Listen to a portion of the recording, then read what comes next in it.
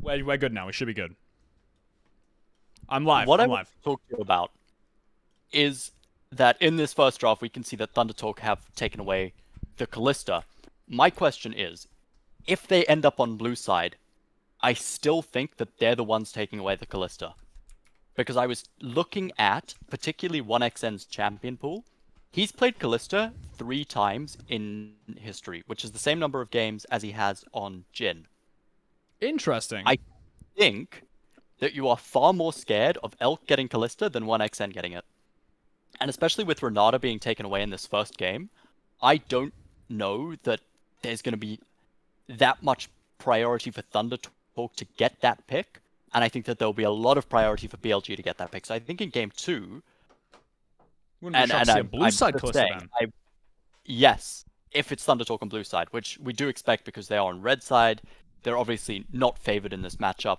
And looking at this draft, I think BLG have nailed it. Yeah, it looks very BLG, doesn't it? And one thing to note as well is last time these two teams faced off against each other, I mean, Thunder Talk won. Yeah, they snuck away with an impressive 3-2 win. That said, I think BLG has got their eye in for the game and for the meta right now. And I'm expecting them to take this series quite confidently. Yeah, that's what I would expect as well. It's what realistically should happen. But I don't know, the LPL has a way of just shocking you. It just does what you don't expect. Yeah. But I think stock standard drafts, you got to expect BLG going to come out swinging game 1. I really think so, especially giving Bin something like the Jace in game 1. That's a very high priority pick. It's fantastic. It's a lovely matchup to watch. Yeah. It's very interesting, and it's explosive at times. It's so skill expressive as well. I mean, Jace and Bessa, it's one of the hardest matchups in the game. Both of those champions, ridiculously mechanical in top lane. So much you can do with both of them. And I think Bin, I mean, he's the master of top. Like, realistically, when it comes to these insanely mechanical champions, Bin Fiora is ridiculous. Bin Jace as well. Jax, all these champions he's really good at. And I think this matchup is going to be something to watch, that's for sure. So I'm 51, 52. Yeah, I'm getting no lag, by the way, at all. So I think there's a couple big differences. In line with me for the first time in history. Interesting to see there. All of BLG was sitting in that bot side brush to make sure that there was no possibility for Thunder Talk to come in and scout out that lane swap. Dude, are you seeing the amount of...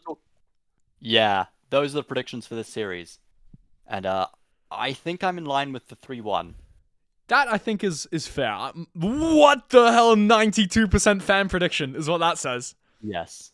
I can believe that. I think I'm on a 3-0, honestly. I think if BLG, they bring their world's form, I don't think this should even be remotely close. I think that BLG will win this game. I think that they'll win game 2. And I think that Thunder Talk may take a game 3. From Happy Gaming, yeah? Yes. Yeah, okay, I gotcha. I can see that happening.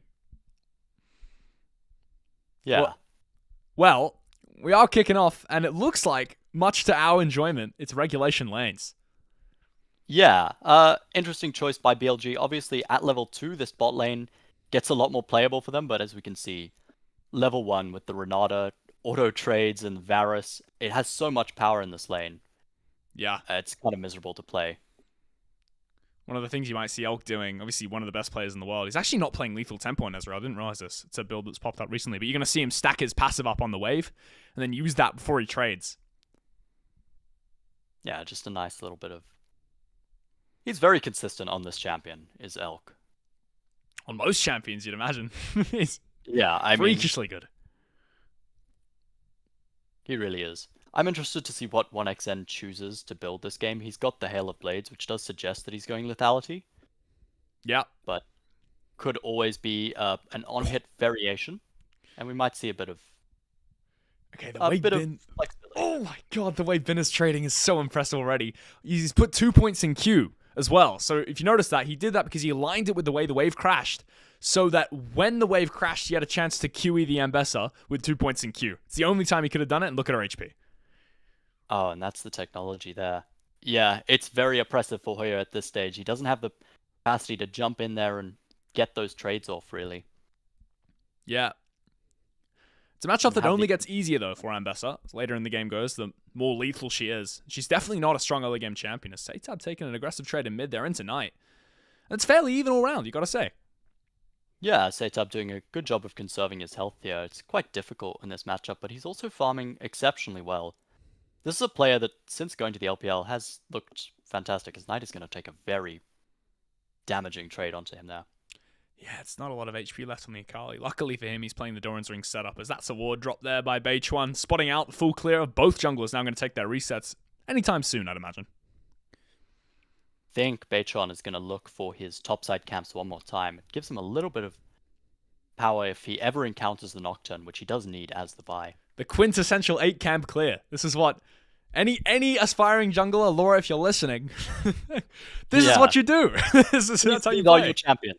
These are your champions right here. And we see that Wei's ward is going to spot him out there on that top side. It's nice, actually. Well, it's 38 seconds till the Dragon. And the question, I mean, looming over the head of every single series in both the LCK and LPL is anyone ever going to take the Dragon? Do you think this game, BLG or Thunder Talk, are going to take the Dragon in any circumstance other than, because you can? Well, absolutely. And I think it's because one of the souls that would be incredibly valuable, particularly for Thunder Talk, which is the Ocean Soul, is not available since it'll be our first Drake. But I think that you can't risk giving over an Infernal Soul or a Hextech Soul to a composition like BLG, which has so much poke. Yeah. And particularly when you've got an Aurora to follow that up, that's very dangerous. Do you think that Thunder Talk have a better chance in the early game Drake fight, though? I do, and then again, I don't. I don't love that Knight's going to get his ultimate soon.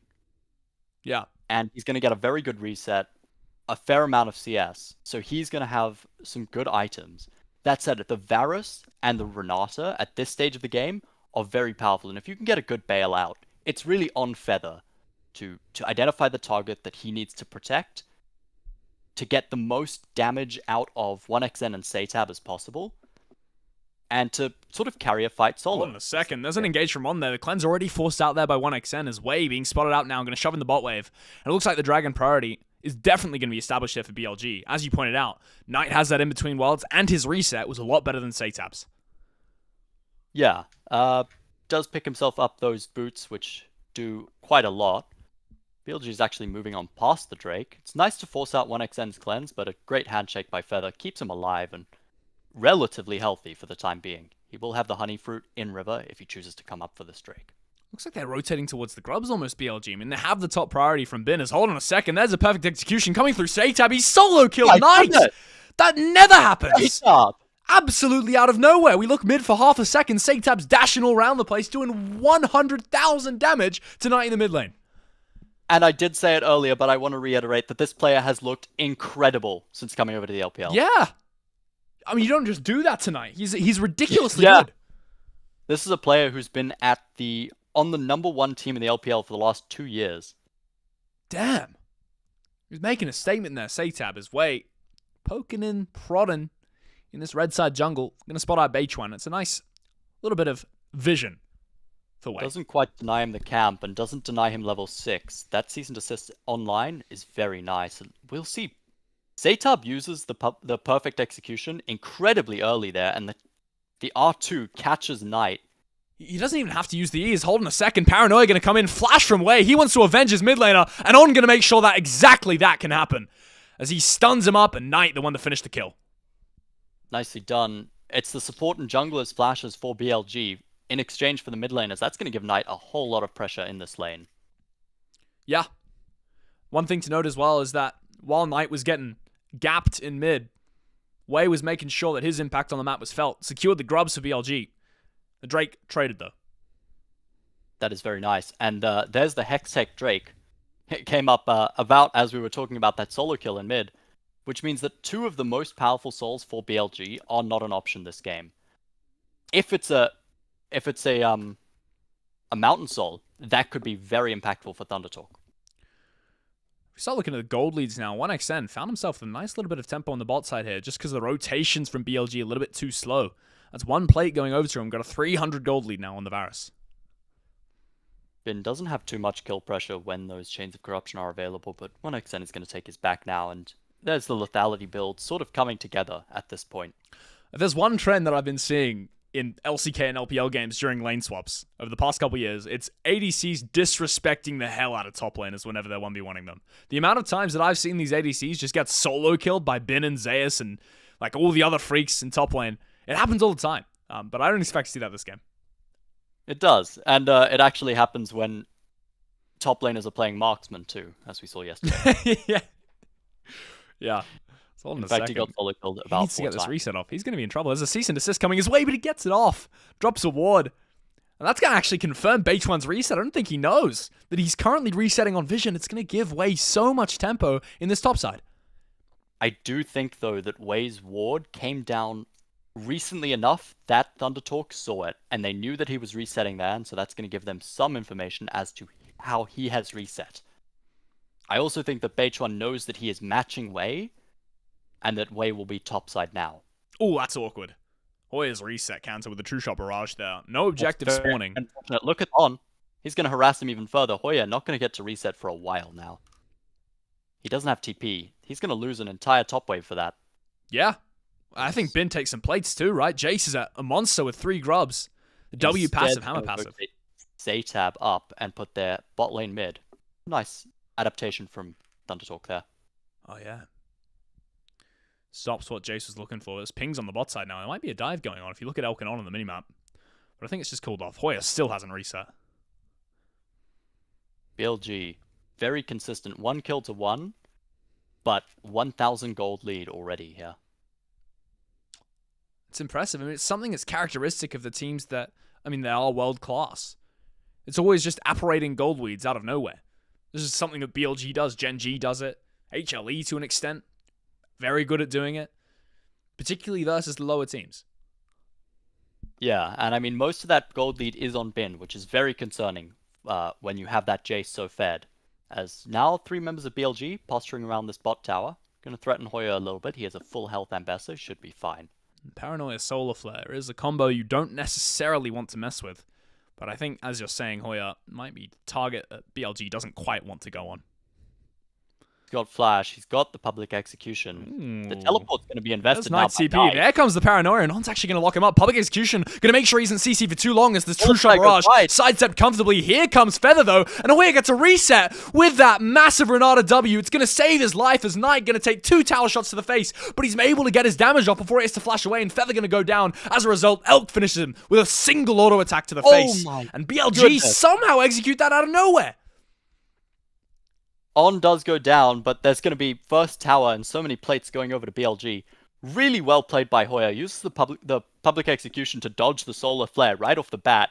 Great follow-up by Feather to get the bailout onto his top laner just in time to save his life. And it just goes too long. BLG get the redive about 3 times there. All of them playing on so little health. And the best part of fantastic. BLG there is the only person to drop was On. They don't lose Wei, they don't lose Knight, they don't lose Elk. It was clean. It was very close, but it was well played by both sides there. It's just a bit too hard when you're being dove by 4 people at once. Yep. It's now BLG, they're prioritizing the mid wave. Check out the replay. And this is gorgeous from Hoya.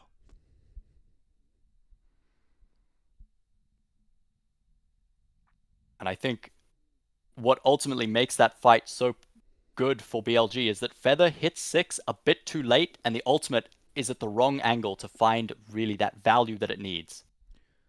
If he was 6 before then. Yeah, nice from Knight as well. I want to point out that he Q then flashed. If you Q flash in that scenario too quickly, your Q's going to miss. But he waited until it connected with Hoya, finished him off with it, and then flashed out of tower range. Nice mechanical play. So now it's 12 minutes 39 seconds, which means we got 3 minutes until this Herald going to spawn. Grubs 3-3, Drake's 2-0 though for ThunderTalk. That's the Infernal Soul. If they can stack that, that is a very good win condition for them. When you follow up the Chains of Corruption with a public execution, a cease and desist, and a flawless execution, that can be very dangerous. Yeah. So now, I mean, the mid-wave priority, it's being fought over to some extent, but I think 1xN definitely on the losing end of these trades. Elkers, I mean, he's terrifying. Yeah, and that's not what you expect from the Lethality Varus. I do want to say that playing Varus Lethality when you have a Renata sort of feels like a waste. Yeah. He's now going to start posturing towards this top side. Maybe try to redive Hoya again. Oh, and it's the same gang that dived in the first time. Same circumstance as well. Feathers here, he's got level 6. Has the Renata ultimate available. But if he gets a better one, I think it's going to be a different outcome there for BLG. So they're not going to opt into it. Instead, Bin going to take an aggressive trade on bot side, sorry. And it's actually going very well for him. Here comes Beichuan. He has the cease and desist, and he's going to catch Bin out as the flawless execution. Going to dash straight through him and put him in the ground. Bin dies. That's very nice. Well played by Beichuan to be there. Bin just overextends a little bit too much.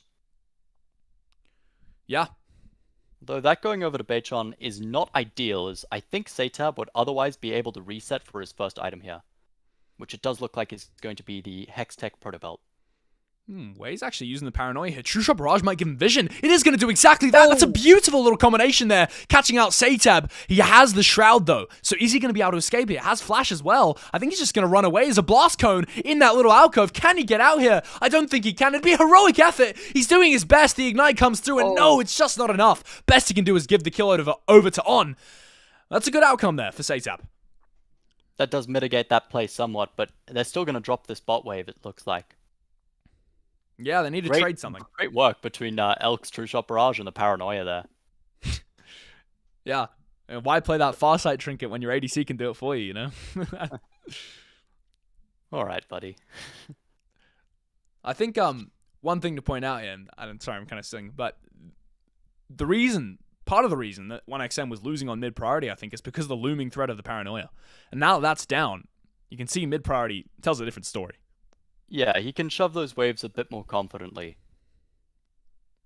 For sure. The Ezreal does struggle to do that, especially when he doesn't have ult to set up that 5-stack passive. Yep.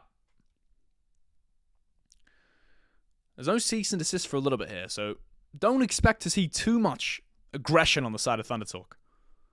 Yeah, I do want to point out that when that bot tower fell, that was BLG claiming feats of strength. Ooh. They do have the empowered boots. It's nice, actually. Very nice pickup. Just hold on a second. Handshake going to go very wide there. Beichuan still no cease and desist on not the target he'd want to use it on anyway. The Herald going to spawn in 6 seconds. They're going to have almost every resource for that. All 5 members of ThunderTalk on this top side now. 1XN hits level 11. That's very, very powerful. Knight's prodding in the engage. The Soulflare going to come down, flashed away by Feather. It's a nice start to the fight for BLG, but without a Solar Flare, it's going to be very hard to connect with 1XN. They need Wei and Bin and Knight to work in unison here to find an angle. Herald down to 3.3 KHP. True Shot Barrage going to signal the start of the fight, potentially. I don't know if Wei wants to go in. On going to find the engage, but it's actually Beichuan to use the cease and desist. Takes out Wei immediately as the fight turning on BLG's face. It's being thrown everywhere. As ThunderTalk, they need to make their escape, though, because look at Bin on the flank there. He's collapsing on Hoya. He's lost half his HP, has to flash away. Has been doing so much damage. Handshake going to make sure he doesn't die. As now, On's actually gone down to a lot of damage there from 1XN, who's on 1 HP. But the fight's still going for ThunderTalk. They haven't had enough yet. The Q on Vi is so ready. It's going to knock Bin down to almost death. And Hoya finishes him off. The clean Q to the face. And Herald wasn't taken away, but it will be now. That was fantastic by Satab there. He was sitting off vision for almost that entire fight. Manages to find the perfect execution onto the backline. Finds Wei, finds Elk. Does a lot of damage to force so many members of BLG back. And the jungler goes down immediately. And then a nice mad dash away to keep 1XN alive. And the piercing arrow manages to finish off Elk. He's very happy with that. Yeah. And I don't even think BLG played that fight particularly poorly. I think particularly Bin had an insanely good fight. But it's just tough. He did. He was a little bit too late getting there. It's a nice way to buffer the Q by Beichuan. It doesn't let you get rooted in midair. Yeah, and Elk... yeah. Sorry, we see this... all of ThunderTalk backing away for a little bit, but when 1XN gets that kill, they get a few resets, get a couple of Triumph buffs, and they're able to re-engage. Beichuan finds a nice Q on Bin. Back in live now. I think this is actually a kill on Knight there. He dies just before the bailout saves 1xn's life as the fight may be going in BLG's favor now. Elk has half HP, but he's got a dream as well. And he's got so much space being created by his support. There's the perfect execution. It's a nice little mechanic there, but Wei lives on a smidgen of HP. It's all Elk, baby. He has to do so much here. It's a 1v3, but Bin's here to back him up now. And he's doing so well in this fight. Bin has still got half his HP left. And no member of Thunder Talk can boast that accolade. As down goes Feather to a little Q from Nocturne, and it's a beautiful fight there from BLG. Turn it around. Everything that needed to happen for that fight to be winning for BLG just happened. Knight goes down only after 1xn's bailout runs out. Feather goes down to a Q by Wei, and Bin is the only one to be hit by the hostile takeover, is in melee form, so doesn't damage Elk. He's able to take over that fight by himself, and when his top laner is not CC'd anymore, then he's able to freely hit and go forward and find 2 more kills on the back of that fight. Beitron's in 1v4. He's just assassinated Bin, but I think he over-aggressed a little bit. BLG, they've been caught off guard entirely by this. As was I, as On gonna die as well for the sins of his top laner and for the brilliance of the Thunder Talk jungler. Yeah, On goes forward to try and protect Bin. It doesn't work out because there's a W piercing arrow from 1xn there. Nice to pick up that kill, but actually he doesn't. It's Beitron, who has 5 of the kills on Thunder Talk. Jesus. There is a gold lead for BLG still. But the important thing is... Oh my goodness, public execution! And Elk's just gonna die! He's become a corpse in mid, as Wei's gone in with a paranoia, but there's a bailout, and potentially if Wei dies fast enough, 1xn will live, but it's not quite there for him, as BLG, they at least trade 1 for 2. But it's not a trade you like to see. Yeah, 1xn... They also take out the turret, so it's, yeah, sort of 1 for 3. And Thunder Talk managed to take a gold lead. 1xn doesn't have the cleanse, so can't get any damage onto Wei as he's being, feared by the E there. This is that very first fight, almost 10 years ago now. Oh, it's just so unlucky there. It's important to note that as we're in live right now, there's a 300 gold lead for Thunder Talk, but about 1,500 gold lead for Beitron, who's Vi, and that's not where you want that. You need that lead on Hoya, on 1xn, and potentially even on Satap. Yeah. I mean, Elk played this fight so beautifully. He's done 2 fights like this now, where he's just put it on his back. Bin coming in as well. Oh, so tanky already. He's holding us. Elk and Wei lining up their skill shots side by side. There's nowhere Feather can stand. It's that hive mind that BLG is. What a team fighting team. Yeah, I mean, it's something we talked about all throughout Worlds last year as well. Where it's just BLG as a team fighting team. They're either the best in the world or they're damn close. They get very close, and I think that was what really broke them. What really broke G2's back in that. Don't even mention it. Don't even mention it. The 2-2 series that they played against each other. Oh my god, he's rubbing it in. Yeah. That was so close, man. They're all going to use now and breaking open the bot tower. It's 21 minutes in the game. It's 1 Drake claimed by BLG. It's a nice one at that. You know what's interesting here? Hoya doesn't have flash, apparently. I'm not sure when he used that. No, it's back. It's just a visual bug. Yeah, visual bug. Holy, there's a solar flare going in there. Wei's popped the paranoia, but I don't know if he can get in. There's so much damage going out onto the Vi there. But she's going to live. And BLG, they can't pull the trigger. It's too scary. Don't quite have the vision control they need. Hoya's aggressive TP forces BLG to back away for the moment. 1xn gets hit by the solar flare and opts not to cleanse it. Does barely back away. His jungler nearly gets punished, but Great Chains of Corruption is another factor forcing BLG back. You can't walk in when you're all going to get rooted up. And Beitron didn't reset. I don't think BLG know that Beitron didn't reset, because why the hell wouldn't you reset in this scenario? Is the cease and desist going to catch out Knight? Public execution has just, I mean, he's executed his social status just then with how badly he missed that ultimate. Terrible from Hoya, but beautiful from Knight to get out there. Very close for Beitron there. That was the in-between worlds used, though. Yep. I want to go back to, quickly, what I was going to talk about before that little skirmish broke out in bot side. Which is that off the back of that first mid lane play, BLG got a Drake which denies that soul for Thunder Talk for the next 6 minutes. And that is huge. It's a huge because deal. If you get that Infernal Dragon stacking, it's so hard to play. And I think the other thing to talk about here is that Thunder Talk's champs, they fall off way harder than BLG's do. Yeah. That is true. Another thing to talk about is that Ben, with his farm, is doing such a fantastic job of mitigating Hoya's lead. He's not down in levels. He's only down 400 gold against the Ambessa. Yeah. And that's the only thing that makes this side lane 1v1 even remotely playable for him right now. Which shouldn't be. But by right, it shouldn't be. But it just is. It's holding that and the fact that Ben is fantastically mechanically skilled. Yeah, that does help. Player. This Tribush is a bit of a death trap. Is Wei going to pull the trigger now, but it's not on the guy I thought. It's in fact on 1xN, and he's gone too deep. Wei has to flash away, but the Chains of Corruption going to say, no, no, no, you're going to fight with me. Let's play the fight, buddy. You will die. And down goes Wei as the public execution for the second time going to miss on Knight. Now the fight. I mean, it's going to re-engage here. I think BLG, they need to play, otherwise they're going to give away the Atacon. Don't think that ThunderTalk have the health bars right now to take out the Atacon. You're on a lethality Varus. You don't have the DPS. Yeah. At the moment. Just look at the poke coming through. Has that hostile takeover to come out. I mean, it's just a barrage from BLG as well. Over that wall, it's just death cascading down upon you. Bin and Elk in unison. Beichuan. Doing so much damage. And Beichuan currently on the receiving end of it as the TP coming through. Now from Hoya on the bot. Oh, it's Satab, sorry. I assumed it was Hoya in base, but nope. And yeah, they have to disengage the Atacom. Yeah.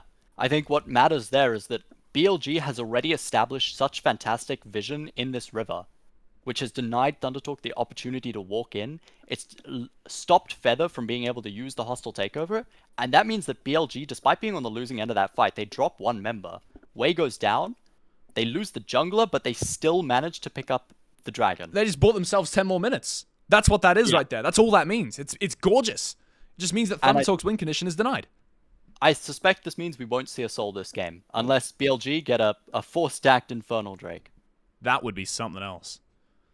It is the voracious Atacon iteration now, and I think ThunderTalk, they understand you can't just drop your Drake win condition without trading something back. Here comes the Atacon start. Elk's a little bit further away. Ooh, there's a cease and desist going in now. Wei the target, but he just spell shields it as the Solar Flare going to be dodged deftly there by Beichuan, but ThunderTalk, they can't start it. This is the problem. 5v5 Atacon, it's too scary. They do have to make something happen, though. As you said, their comp falls off hard. Vi doesn't manage to full clear nearly as fast as Nocturne in the late game. It doesn't get the same value from gold and items. Hoya and Satab have a very similar game plan, which means that they have to try to shove waves and have something happen on the side lane to get their champions to do something, to impact the map in some way. And Satab's got a decent farm. Hoya's struggling a lot more on that as a top laner. Yeah. But they need to make something happen before their champions become much less valuable than they currently are. Another thing, we keep harping on this lethality of Varus. I think it's warranted this game. That thing falls off hard. I think we're talking about the ability for that to have an impact in the fights in terms of the poke it's able to deal. As people get tankier on BLG, and the poke that they're dishing out becomes even more lethal, lethality of Varus, it falls off a cliff. Yeah, I did say that it was... it's disappointing to get the Renata when you're playing a lethality Varus. It doesn't feel great to have those. Doesn't feel great if he's dead as well. And that might be what's happening here. The bailout, not going to save him unless it is. No, it's not. The Renata ultimate, very good, but not good enough as Wei still half HP, still fighting. He wants to play it. It's the public execution yet again going to go wide. Elk the target though, and Satab connects. The Akali dashes in, takes out the ADC, and now it's all on Bin. Weighing on, they can't back him up. He's 1v4. He has to flash away, but he gets connected with. The Akali finding so much value, and ThunderTalk break the game at the worst possible time for BLG. Oh my goodness, 1xN gets blown up so quickly. There's a great bailout to save his life for a moment. He manages to get basically all of his damage off. All of that burst that the Varus has right now goes off, and that's really what saves that fight. Yeah. But what I was going to say is that I agree with you. I think that the lethality Varus is very warranted, despite the fact that it feels bad, because you don't have a team that can really work with on-hit. Yeah. That is a good point there. Is that Baron now going to go over to ThunderTalk, and what the hell happened here? As we'll see, the replay, it doesn't matter how well you peel him, and they do peel him fantastically. Satab re-engaged, there's a bailout, there's a hostile takeover here. It's all fantastic. Great flash by Feather to reposition the hostile takeover. Great spell shield by Wei, knows it's coming. I mean, mechanically fantastic. Yeah. There's a slight anti-synergy there between the cease and desist and public execution, knocking on out of the way, so Hoya can't connect with Elk. But it doesn't really matter at this point because Bin the only surviving member of BLG to have anything under his belt in terms of damage. There's another fight here. Yeah. Hostile takeover, going to breeze through the jungle there, finding no value. Way going to be the target as a solar flare tries to peel him, but public execution finally connects at the best time possible for Hoya. He's found Elk, but is he going to add enough damage? Yes, he is. Elk goes down, Knight finishes off the kill, but it's a 2-for-1 trade there in terms of Hoya. 3-for-1, sorry. 1xn manages to find 2 kills, yeah. BLG struggling to keep up right now. And this is exactly what ThunderTalk need to do. There's an Atacon still available, a minute till the next Dragon. A minute 40 seconds till Baron. I wonder if they go for Atacon here. I wonder if they're rushing it. There's pings coming down. I think they are, man. BLG's wards are going to get cleared out, but there's one that might survive. Knight's got TP. Doesn't have Between Worlds. I don't think they can re-engage. That is terrifying TP if I've ever seen one. If you TP on that ward, it's instant death there. Cease and desist coming back in 4 seconds. So the Atacon, I think, just taken away now by ThunderTalk, and they're making this game unplayable for BLG. They are, yeah. And Hoya, yeah, as you said, barely had the damage to kill Elk there. Feels really great to play ADC this season. Yeah. That is a 6, or it was a 5-1 Ambessa before that play. Beitran holds a cease and desist until after the Aurora W there. Yeah, nicely played. Hostile takeover not finding much value, but forcing Way and Elk back. Oh, and the public execution barely lands. I don't blame Elk there for not... Well, actually, or anything, yeah. But it's right at the edge of the range. It's one of those little quirks of Ambessa. It looks shorter than it is. Yeah. 33 seconds to live out on the Baron. By right now. Yeah. And it's what's happening. 4,500 the gold lead. 3,000 of that is on Patreon. Wow. It's not an untenable position here for BLG, though. I think they still have a fight in them. They do. 13 seconds to Baron. ThunderTalk is going to take Infernal. That's going to deny the possibility of an Infernal Soul for BLG in this game. I don't think we're going another 10 minutes. Oh, I doubt that, but I mean, LPL full of surprises. ThunderTalk, on the other hand, they might be able to get a Soul. It could go another 5 minutes, and we may see a Soul. But that would require ThunderTalk to win a fight in 5 minutes' time, when BLG are going to get their larger spikes. I mean, we've said that ThunderTalk are the team that falls off. Elk is at his most powerful right now. He's 3 items. He's got Shojin, which is fantastic for those long team fights. If he could play a fight, if he was able to play last time, I think that BLG could have turned that fight. The thing about BLG is they have to play slow, except hold on, no they don't, because the Paranoia is going to connect with Hoya, who just walks out of it because he's playing Ambessa. 10,000 dashes on that champion, he cannot connect with it. As Beitran's gone on Knight, but he's got an in between worlds, he's just bounced away from it. Hoya predicted Knight's bounce there, and he's trying to get on top of Knight, but I don't think this is the fight that TT need. They're going to find on, and that's a nice little pickup, but BLG, the rest of them are going to be able to disengage. A lot of resources used there from both sides, and ThunderTalk, the beneficiary. 1xn used the Chains of Corruption there. I think he managed to force... Beitran Q flash there on top of Way. He flashes away. Yeah, Bin's pushing out midwave, but he's going to have to reset and come back for this. And I think ThunderTalk can just back away quite happily there. 1 minute and 40 seconds till the next Baron. Yeah, it's going to be hard to play a fight now for BLG. I mean... They proved to us something just then, which is you cannot connect with Ambessa. That's not your target. Absolutely not. And I mean, well played by Hoya. Uses the public execution at the last possible second to dodge the solar flare there. Seitab might be a target they can connect with. Hold on a second. Has Shroud, has perfect execution. He's going to use it right there to do so much damage. But actually takes him out. Has the Shroud as well, and maybe he 1v2s this. I don't know if I want to play this if I'm Knight. Look at how clean this guy is mechanically. He's out of there. Seitab cannot be caught. Elk's trying his damnedest, though, as he's going to Zonya's Knight T, but I think surely this is the end of the legacy of Seitab. Down he goes, but my goodness, was that a good effort. But that's Bin's TP and Elk Splash, and they lose midwave priority. I think Seitab played that perfectly. He gets one back. Oh, man. And he's taken so much tempo away. ThunderTalk going to take a top tier 2. The fact he kills Bin there, it's freakish. Is this team just the bane of BLG? I haven't seen them lose to anybody else. They just step up, don't they, ThunderTalk? They've looked so oppressive. And Thundertalk in their last series didn't look great. They went 1-3. No, they got stomped. Yeah. Wow. I mean, it could just be the buff of feeling like you're the underdog, you know? Like Thundertalk in this series, it's something we see in lots of sports, like conventional sports as well.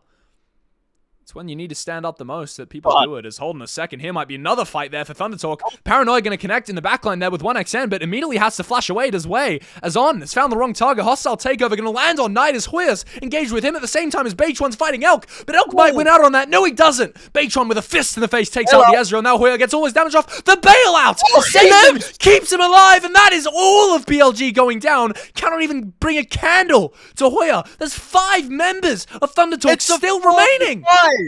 It was a 4v5 and they won it, and there's some wave in their base. It's over. Thundertalk. It's game over for them. GG. That's game 1 done, and it was horrendous fashion right there. Thundertalk was not even close. They made a clown show of BLG. And you know what? Every player on Thundertalk showed up in that game. I can't even tell you who was the most important. I think it was Beitron.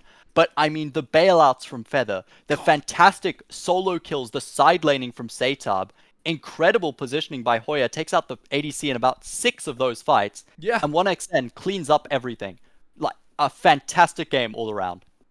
Dude, the way that Hoya was able to live in that last fight should be studied in a book. That was insane. I mean, it's the last second bailout, and he lives. And there's just enough shielding, and I think the Eclipse shield comes back a second time to save his life. It's ridiculous. Absolutely ridiculous. So that's game 1, man. We could be seeing a banger series here if they keep playing like that, Thundertalk. Yeah. All right, well, I'll see you in need to step up. 2 hours when they start game 2. I'll see you in, 20 minutes. All right, see you, man. Cheers. Bye, guys.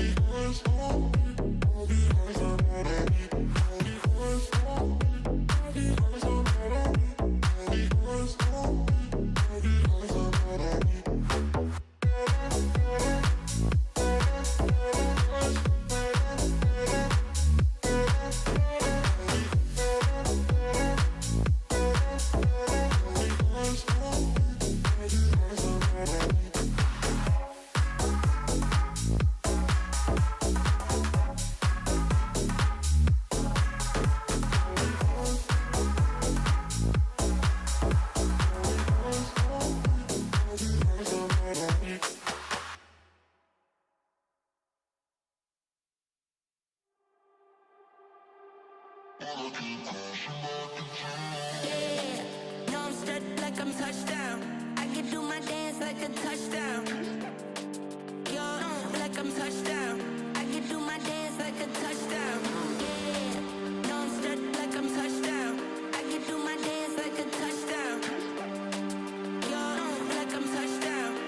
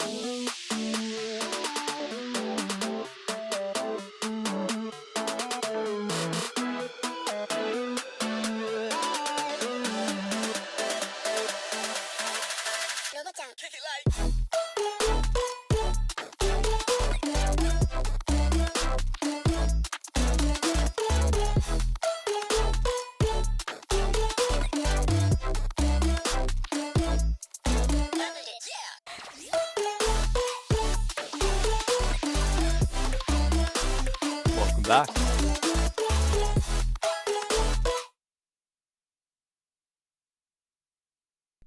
Hello, can you hear me? Yes, I can. All right. Wait, speak. Yes. Real quick, you predicted a BLG 3-0. I did predict that, and I'm currently in shambles. We're in shambles.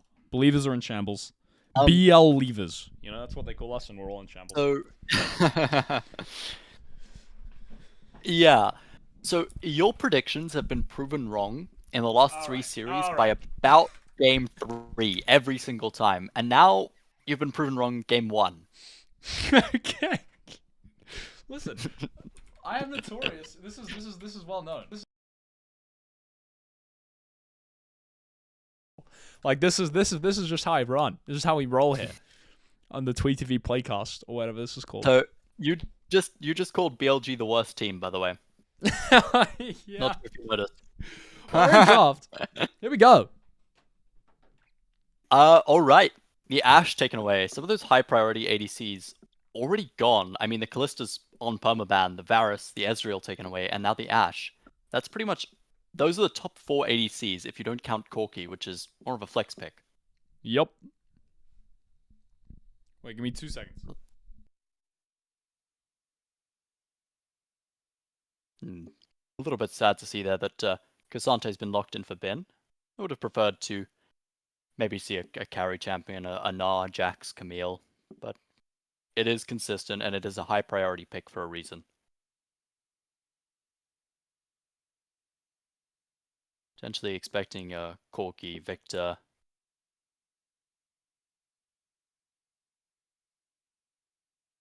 There we go. There's the Camille locked in for Hoya. We'll get Matt's thoughts on the matchup in a moment. I'm back. All right. Yeah, so Camille lock in versus Cassante. I mean, I think it's fairly Camille favored. That's my general reading of it. I am sensing a team identity forming on Thunder Talk. I think there might be a Galio 3 here. That's not angle I could possibly imagine. So what do you expect to see from BLG? I'm wondering if we see a Wukong. I like this from Elk. It's a nice proactive pickup here. Guarantee that you get an ADC before that second round of bans, and it is a fantastic ADC against a dive cop. There's a Zyra Khan locked in for BLG, and it's Elk on the Zyra as well, so that's something exciting to look forward to. Really is. We'll see if we get that Galio on number 3 here, or if it's going to get banned away by BLG. If they don't lock it in, it's going to be just deleted immediately. The second BLG get a ban, and actually no, Talia instead. It's a fast roaming champ. It's similar to Galio, but it's not the same hard engage. Maybe opting for more of a pick style comp instead.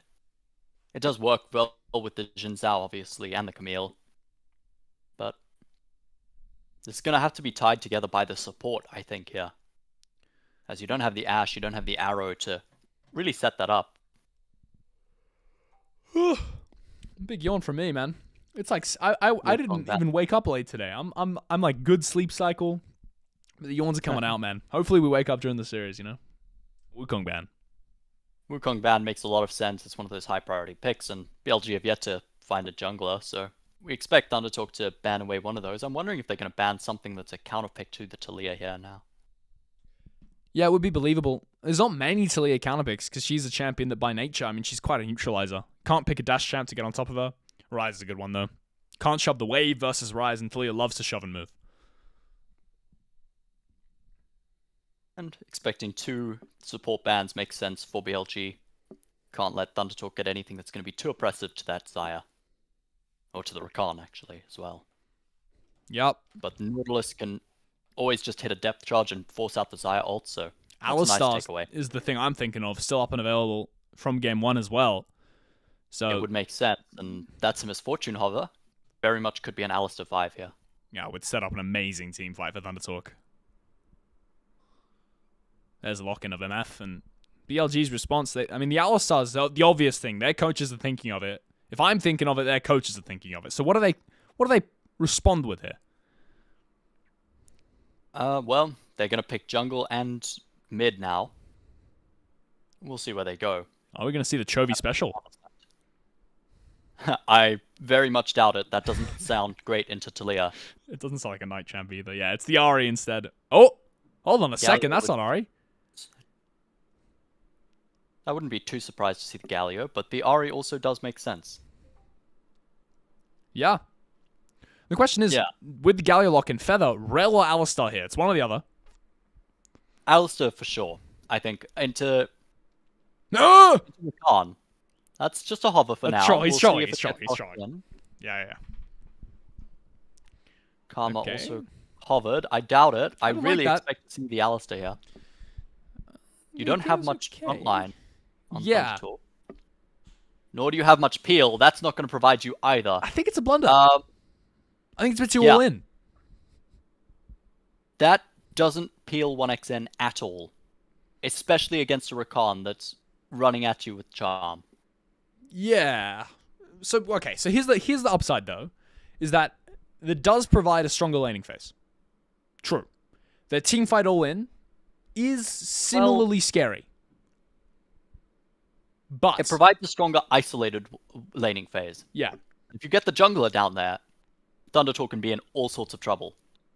Yeah. Yeah, that's so true. That's so true. I was going to say the but is, as you pointed out, I mean, it just leaves 1xn so exposed. So I guess we'll see how it plays out. The coach do the little handshake, the bow there. Touching fists. I love how they do that.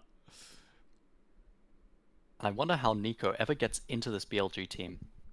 And I wonder if she gets a large stun, if it really matters against what can be quite a tanky team.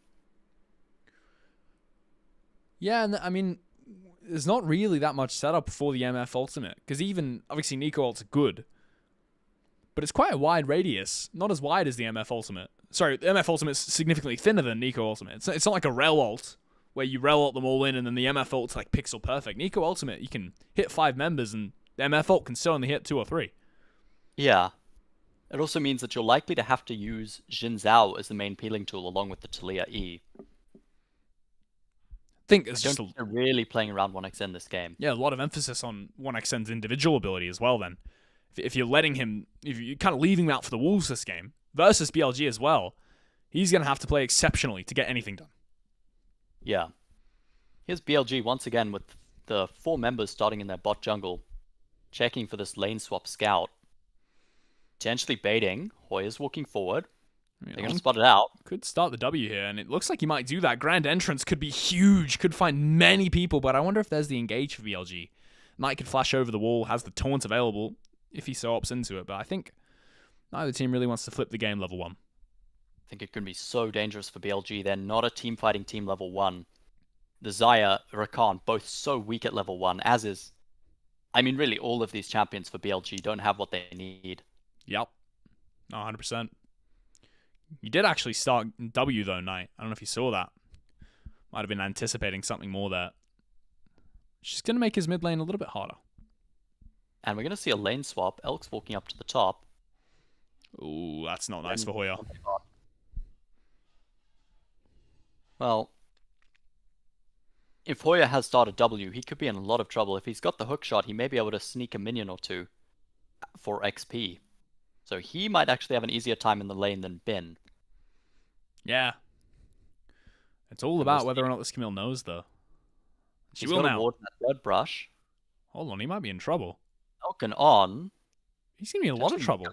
Unless he's snuck around there. He has to walk away. Did he? I don't think he has E. He does. Grand entrance barely misses the hook shot there. Would have interrupted Hoya and led to his death. But On slightly mispositions it. And Hoya gets to escape. And he snuck the first 3 minions of XP, which is something that Bin didn't do. He has so far gotten 2 minions, 2 melee minions. It is good for BLG, though, that they're being strong-sided, the solo laners. Yes, that is true. That said, in this mid lane 2v2, we expect Knight to struggle a little bit. Especially once Setup hits level 3. Yep. It's Bin eating forward. Actually snags a minion there. It's quite nice from him. 2 CS to 1. He's doubling what Hoya has. Top diff. BLG obviously yet to crash a wave in that top lane. Do they try to dive this 2v1? There's no way, right? On has grand entrance. He is roaming up. It's a bit risky right now, but they potentially could try it when their jungler gets there. This No is hook shot for the moment. yeah, one of the healthiest lane tops I've seen in a while for Hoya. He's chilling. Good XP, good farm. Feeling good. And on the other side of the map, Bin somehow managed to sneak away a couple of minions in the mid. Justice Punch there from Knight. It's going to connect with Satab, and he's getting gapped a little bit in the trade, reminded of just who he's playing against. Might be an unfavorable matchup for the Galio in the early game, but he's making it hurt. There's now Wei looking for a dive. Leah has no mana, yeah. Hold on a second. He actually might be looking for a dive. I was half saying it because I didn't think he was going to do it, but he did as the Grand Engine's going to connect. I don't think they have the damage though, BLG. Even with the Feather Cores, going to land on Hoya. 3 feathers rooting him in place. Are they going to try a redive? Grand Entrance coming back off cooldown very soon. No hook shot, no nothing for Hoya to save him this time. Is the passive going to proc? And is there enough damage? The flash forward auto attack trying to find something on. And they're going to redive a third time, I think. Grand Entrance coming back up in a couple seconds. This time, surely it's going to be enough. And yes, it is. Elk tanks the tower. Perfect from BLG. 3 attempts and third time's the charm. Oh yeah, I think uses the flash a bit too early there. Tries to get on who's flashed out and healed up. On the other side of the map, Thundertalk going to steal away the Raptors from Wei, who spent so much time in that top side. I'm shocked they got that off, BLG. Really looks so hard. Yeah, it did look hard, but we've seen them do this twice now. And Hoya has been playing these dives very well, but it's so hard. Cool to see Knight there using the Winds of War to poke out Satab rather than clear the wave. He's playing aggressively in the matchup. Oh, notice On picked up that kill. Once again, supports kind of trolling their solo laners a little bit. Yeah, it's not good actually for BLG. And they didn't invest much. And it's still obviously nice to get the kill, but... Yeah, that's going to neutralize whatever gold lead they can get here. It's now 5 minutes in, which means the Infernal Drake up and available. Saw it taken a couple times. Saw 5 Drakes last game. Which is a fair amount for an Eastern team. Brilliant brain swaps now. Hoya's just hit 5. Binslet nearly level 6. That actually completely neutralizes his own matchup there. Yeah. And once the all-out becomes available as well, it's impossible for Camille to ever use the Hextech ultimatum. Second she presses R on him, she immediately gets sent out of it.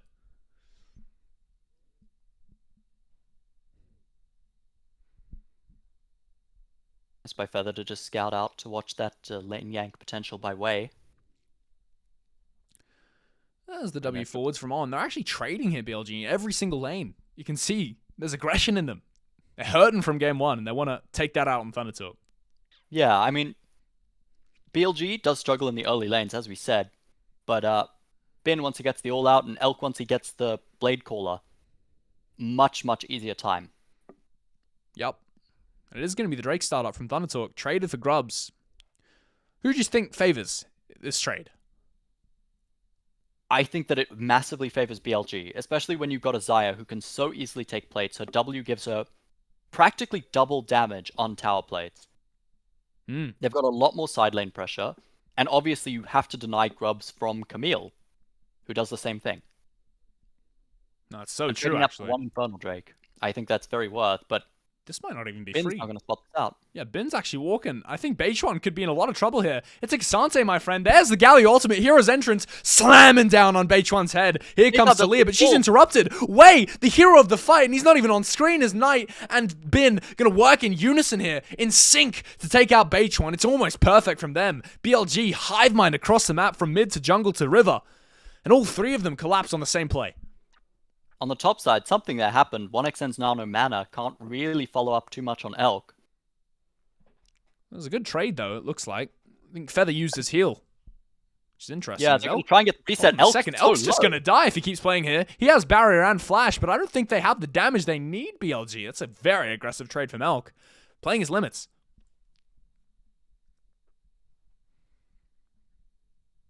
Yeah, Elk very low there. Nice for 1xN and Feather to get that shove in. Ooh. As we saw. And here's that replay of, yeah, Satab gets stunned up right as the Weaver's Wall comes through. There's now a trade in mid. There's a big trade here. In fact, it's just a kill. Satab goes down. Knight, again, finds an aggressive angle. And the thing about Talia versus Galley is you can use that E to stop him from, to stun him after he charges, but at the end of the day, the charge still goes through.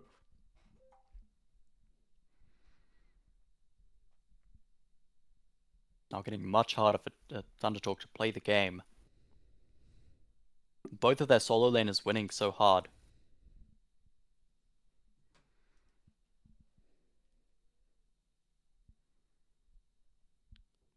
It's 2 minutes 16 till the next grub spawn as I'm being... Yeah, I'm sorry. Dan called us. I got pulled out of this call for some reason. Yeah, Dan called us. Yeah. What a goat. Nice by Satab there. Obviously, he's got something to say about the commentary. Yeah. Say it to my face. Wait, I've got the little Discord icon won't stop buzzing. I've got to... Alright, we've got to realign timers as well. I think mine paused. 8:38, 39, 40, 41. Would have been like a 1 second pause. Ahead. Oh, yeah, well, okay. 43, 44, 45. Yep. Alright, Cool. we're chilling. Well, here we go. Back in the action now. It's a bullet time coming through. Traded for the Blade Caller, and that's probably a favorable trade for 1xN. It absolutely is. Blade Call is one of the longest ultimates at level 1. The longest cooldown ultimates at level 1. Bullet time is about half of what it is. Also, the value that bullet time's going to find in this game, I think it's tough, right? They only have one engage tool for it, realistically. Fairly limited. Yeah. Yeah. It has to be paired with the Pop Blossom, and I think if you get onto Elk, he's going to die no matter what. Bin's still holding on to the all-out here. A weaker man would have used it in that trade.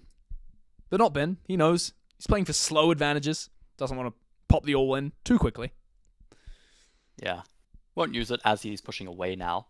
Beitron and Wei both spotted on the spot side. There's no dragon up right now. 50 seconds until grubs, and both junglers probably going to reset here eventually. We get Dan in here for the rest of the game spot though, 100%. Yep. Satab going to back away. Yeah. It's 34 seconds down to the grubs. BLG already securing 3 of those, so they'll be happy with the situation in the game. And especially with Feet of Warfare already claimed, they're going to want those grubs, and Thundertalk know it. They're rotating 1xN mid to have him there for that fight. In terms of the fight, if we look at the items, do you think either team has an advantage going in? I think right now the advantage is for Thundertalk, but the way that BLG can play is much easier as well. So the itemization may favor one team because they're so much more powerful early, but I think ultimately BLG have an easier time. That's an excellent point. Ultimate's now online for every single member in the game. So if there is a fight at grubs, it's going to be a big one.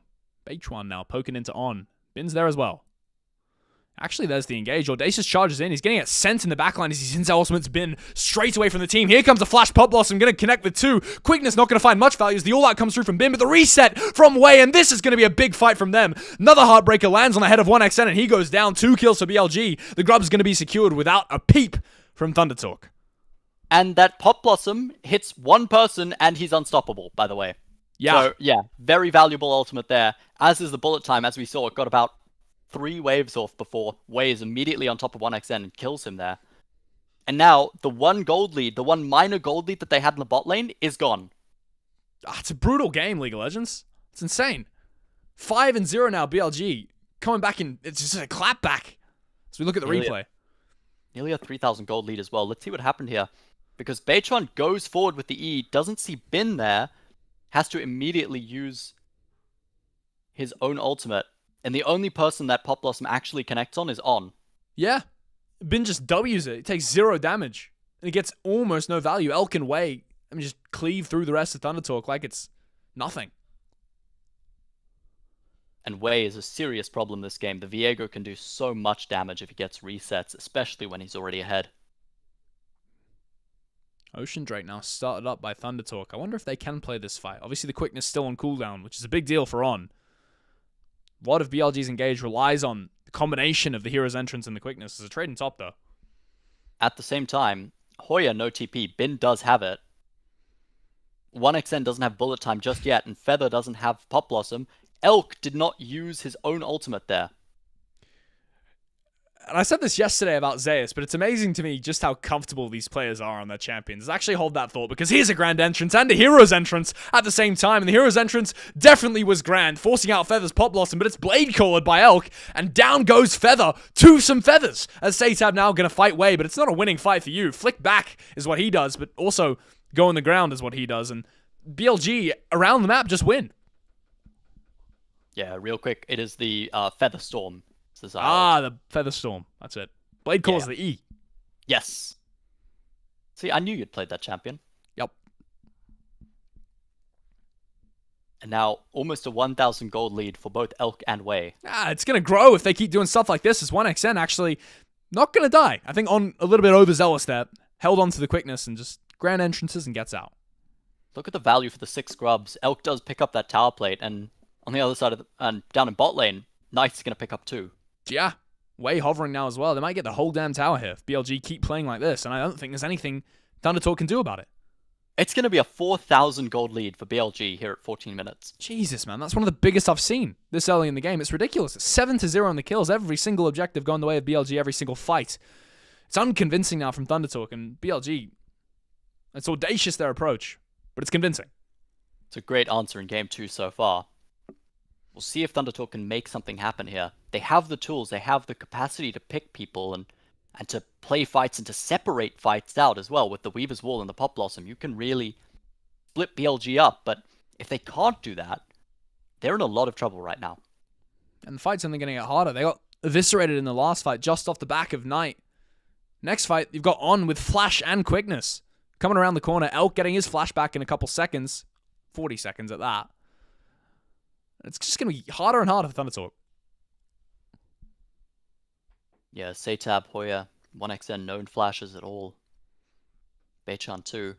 BLG are playing with more resources right now. Hook shot there. And more gold. Deftly a dodged lot away. more gold. Yeah, it's true. They're collapsing on the bot side though, Thundertalk. They're going to drop the top tier 1. They're making a play for bot. Yeah, BLG winning all around the map right now. Going to be almost a 5,000 gold lead right now, and Satab's going to have to try and equalize this out with a wave and a cannon and a tower. Such a tough task at this point to equalize the game. Wind becomes lightning, also going to go wide because of the high ground, low ground. It's top tier 2 that BLG have their eyes on. Thundertalk, they're too slow. Hoya's trying to defend it here, has the Hextech ultimatum and the hookshot to force BLG back. Doesn't invest that there. He's quite happy. Satab's picking up his first item right now. BLG have broken in the side lanes, and it's 30 seconds still Herald. They haven't even needed the Herald to progress on the map. That's how impactful they're being around the map here.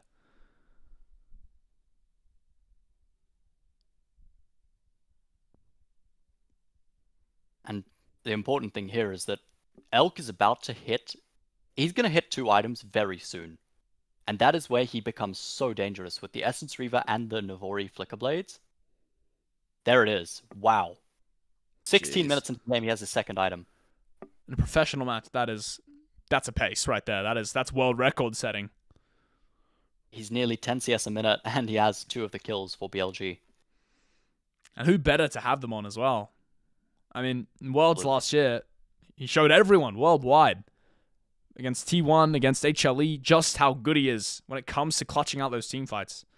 And I think Thundertalk, they got to fear his name. And on this champion too. Yeah.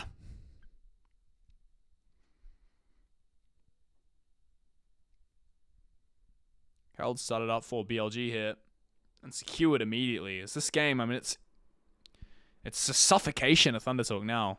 BLG don't have to play fast. We'll see if Thundertalk can pick anything up at all. And is there a way back for them?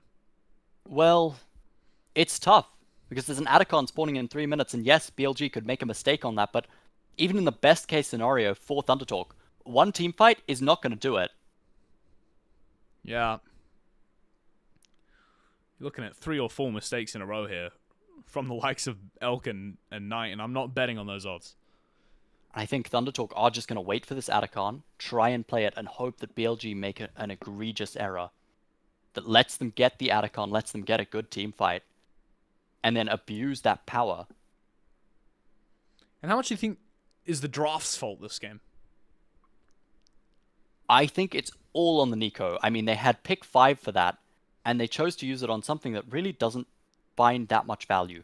Herald charge might be stopped by that Weaver's Wall. It's a nice little wall, but it falls down right before the Herald crashes into the tower. Satab with a misplay. It's now Bin looking to punish him. He's on the right side there. He's walking in. He's unstoppable. Every single bit of CC, apart from that flick back, as the quickness can be popped. Now it's a bullet time, but 2 flashes immediately just walk out of it without a scratch as Feather catches exactly one person yet again, and Satab, I mean, they can't find anything, Thunder Talk. And Feather used heal and flash to get on top of them once again. Doesn't find anything. BLG lose Bin's flash and Elk's flash and heal in that play. I think by Satab, the idea with the wall there was to force the members of BLG back so that they can't take the tower without the Herald, thus destroying the Herald before it can get to the tier 2 tower. Right. But, Hold on a second. This is a face check. You don't want to be doing Satab. Here comes the hero's entrance. It's going to be a heartbreaker in any second. It just gets taken down before the gather even lands. And yeah, and you have to check that there. Meanwhile, Hoyer's going to TP away to stop himself from being found by Bin there. He's going to try and get the tier 1 while BLG grab that Drake. At least in the last game, man, Thunder Talk, they beat BLG convincingly, but BLG, they fought back. This is just a smashing. It really is. Feats of Strength has already gone over at this point. I mean, quite convincingly at that. Second Drake for BLG. And 50 seconds to the Atacon. And the ward's just been put down as fast as On can place him, dude. Every single time he can walk into the enemy jungle, he's just filling it with vision. There's nothing that Thunder Talk can really say about it. And Knight, after the hero's entrance there, has walked top and stopped Hoyer's push on that tower. He never got time alone with that tower before this moment. And it's still on half health. Yeah, wow. They're not going to ever be able to establish priority for the Atacon. Thunder Talk are in so much trouble right now. It's the replay he talks about as well. The investment of the summoner spells there from Feather. And they find nothing. And there's this little trap there from Wei, herald of what's to come. In just a couple seconds' time when Satab yet again face checks him and just goes down. Yeah, the Archangel Shield not going to buy him enough time there. I think Knight's ultimate was slightly too much to invest for that one kill, but they're not going to use it anywhere else, so. Dan, there's like a 5-minute delay today because it's better for my internet, okay? So that's why you'll hear this in 5 minutes' time. I'll just... Blast going over the wall. He's straight into H1, though. Not exactly the guy you want to see, but there's TP coming in now from BLG. And there's the Weaver's Wall. He knows he needs to escape here. Feather, E over the wall, but it's just taunted up in one shot, I think, for H1. Down he goes. It's a reset as well for Wayne. He can continue going as the wind becomes whitening in ghost form now. And Thunder Talk, they got to respect it. Give too much space here. Wait, 2,500 gold lead right now. It's ridiculous. And on Viego of all things. Even farm as well. It's all from kills and plays. Yeah. In fact, even farm is pretty much the story of this game. Is honestly, Thunder Talk's mostly winning on that. In fact, they're winning in every lane. Doesn't matter if you can click minions better when BLG click on champs better, though. BLG with the control ward and that tri-brush. The Dan ward. Yeah, absolute perfect priority for this Atacon. There's not a thing Thunder Talk can do. And I think that that's the way back into the game just removed. Yeah. It was ruinous. Ruinous Atacon. Yes. There's 8 kills in 14... I guess there were 7 kills in 14 minutes, wasn't that? It was all one-sided as well. Ruinous Atacon, but BLG, the only person to find any kills in this game is Knight. Might be in trouble, but who am I kidding? He's called Knight because he's got protective armor. You can't damage him. Flash forward. Actually, fun fact I learned today. Knight's name, he tried to take the name Night as in the time of day.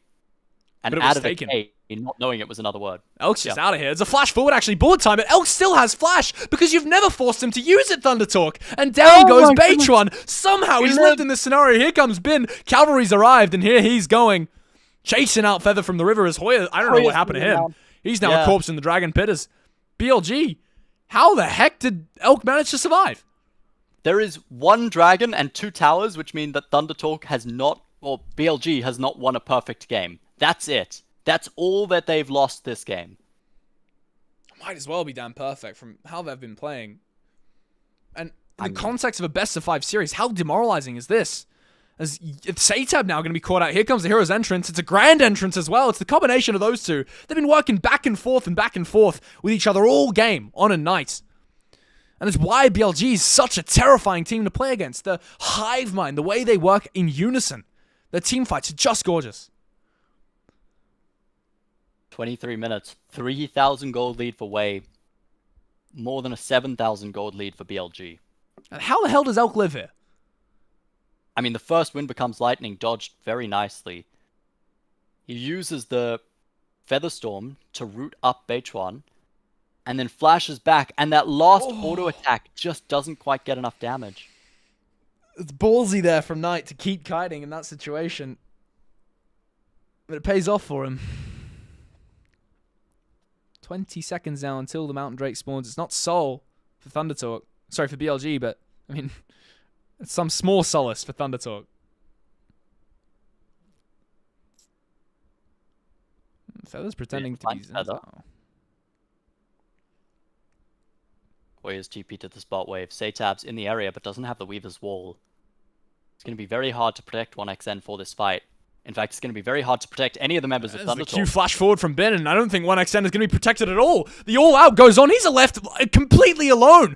Two members of BLG just surround him, take him out to the cleaners, and put him down. As now all of BLG collapse around the remaining members of Thunder Talk without an ADC. No one to direct them, no one to keep them alive, no one to do the damage. Thunder Talk, 16 to damn 0. That's how well BLG are playing this game. Yeah, Satab gonna try and clear this wave out, but it's not gonna go too well for him. Make that 17 to 0. This guy's dead too. Yeah. 5 kills for none.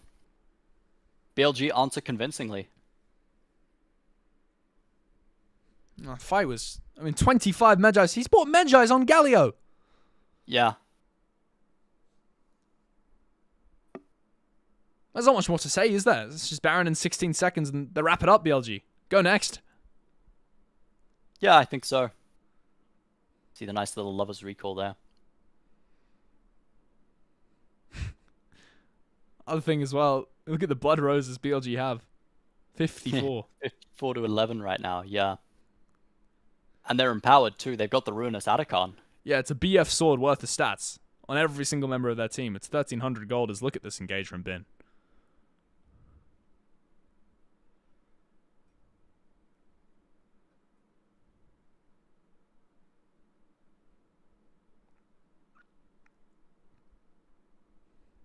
Rest in, we lost Robbo. FF. Alright. I think we're full lost Robbo. That's okay. My apologies. No, it's okay, it's okay. Welcome back. You've come back to watch Thunder Talk get massacred yet again as the Hextech Ultimatum slammed into the ground by Knight. He jumped on his head just then. That's what it looked like anyway, as Hoya 0-4 on the Camille, but he's not even having the worst run of his team. Look at the 0-5 Zinzao, 0-5 Satab. Baron going to be started up. He is struggling. And it was hard to identify who on Thunder Talk made Game 1 happen. It's hard to identify who on Thunder Talk made Game 2 so difficult. I think they all did.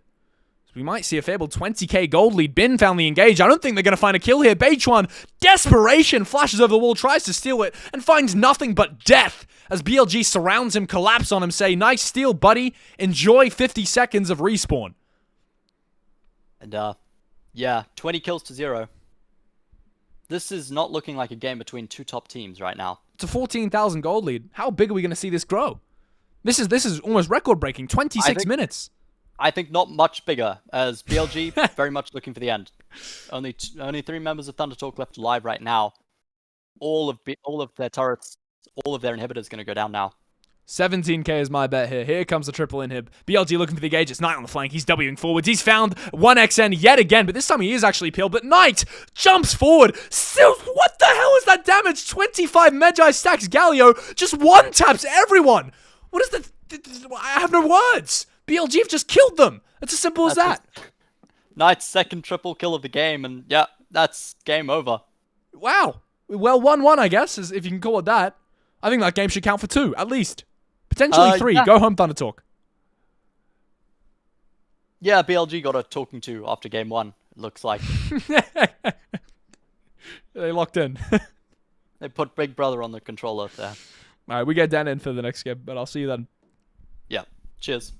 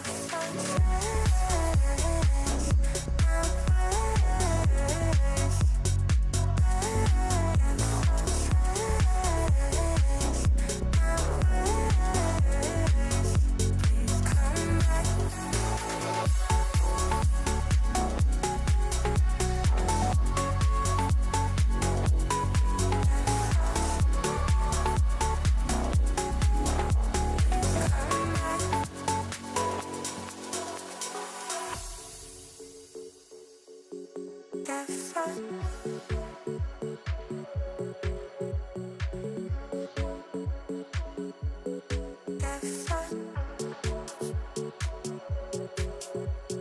come back. If I change, if I change, if I change, please come back.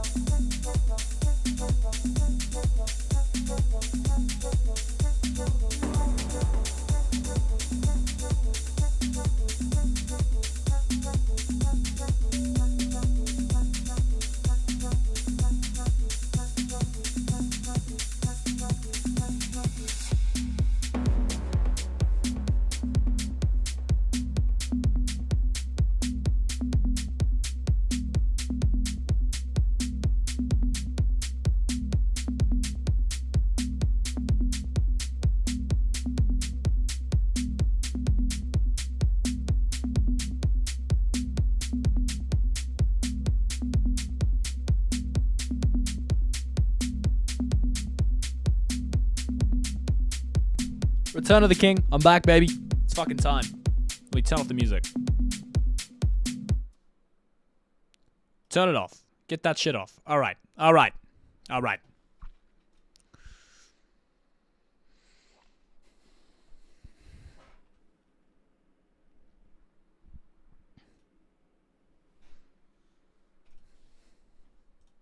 Hello.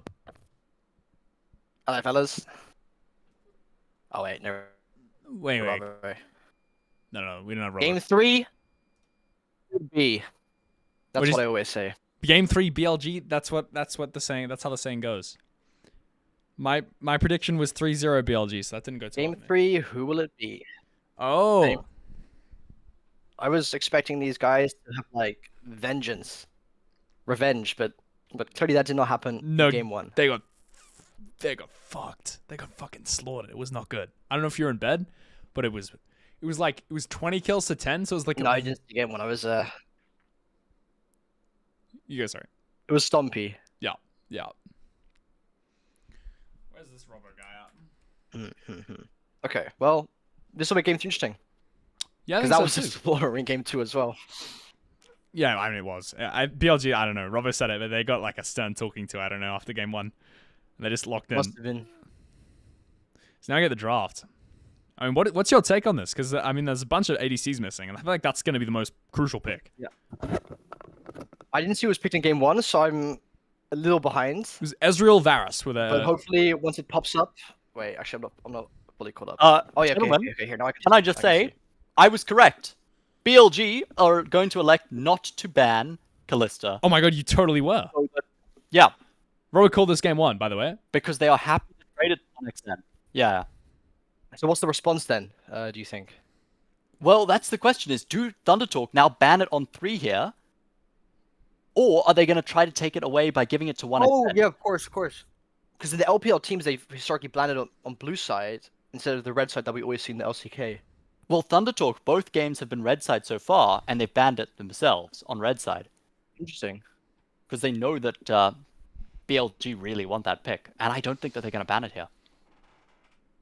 And it's the Yone ban. Yone ban, yep. Wow. Gauntlet Interesting. thrown down. Because there's no Talia, Poppy's banned, so these traditional counters that you expect to see into Callista are gone. Yeah. There's Does he still the pick Ashe it? available, and that's a good pick. Because it gets that slow, Slow, effectively yeah. it slows your attack speed. I think that we're gonna see Elk on Callista here. There's no Nico, no Renata, but there's still a Rel. And there's still Alistair, so a lot of good picks You with have plenty of tanks you can match it with. yeah. I think we see it here. Crazy gambit from BLG. And the Ooh, fact that along with Thundertalk Bin didn't pick it. Jax. Wow, really? Okay, they see the Doesn't ADC pick locked it. in, so they're obviously not saving it. They're obviously saving it for a bit later in this draft. They may pick it on 3, unless they're just gonna let it be banned away in on second.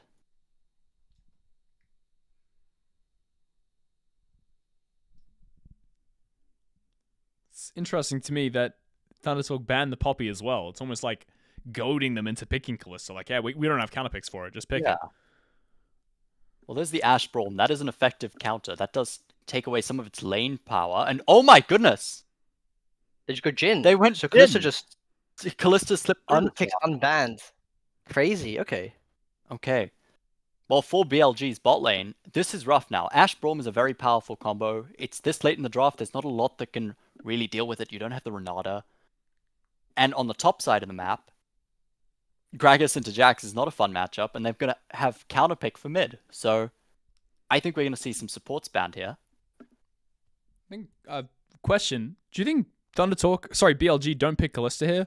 Because next game they can do the same thing and Thundertalk can't pick Ashe? Maybe. It is possible. It is assuming that BLG get red side again. But then Thundertalk, why wouldn't they just pick the Callista if BLG tried this again? Well, 1xN has only played 3 games of Callista in his professional career. It's not his champion. And with No, I not suppose not. as many picks still available to go beside it. I mean, the Poppy suggests that you are picking Callista and maybe taking Rel. That's the thing.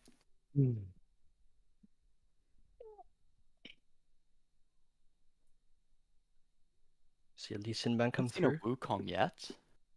It's another one of those high priority junglers. This could be a Jax jungle, of course, to avoid the Gragas counter pick, but I think that's unlikely with Bin on your team. Yeah. Did Hovering Lily Lilia. hover? Gonna be locked in. Bin's the type of guy to just play that matchup and win.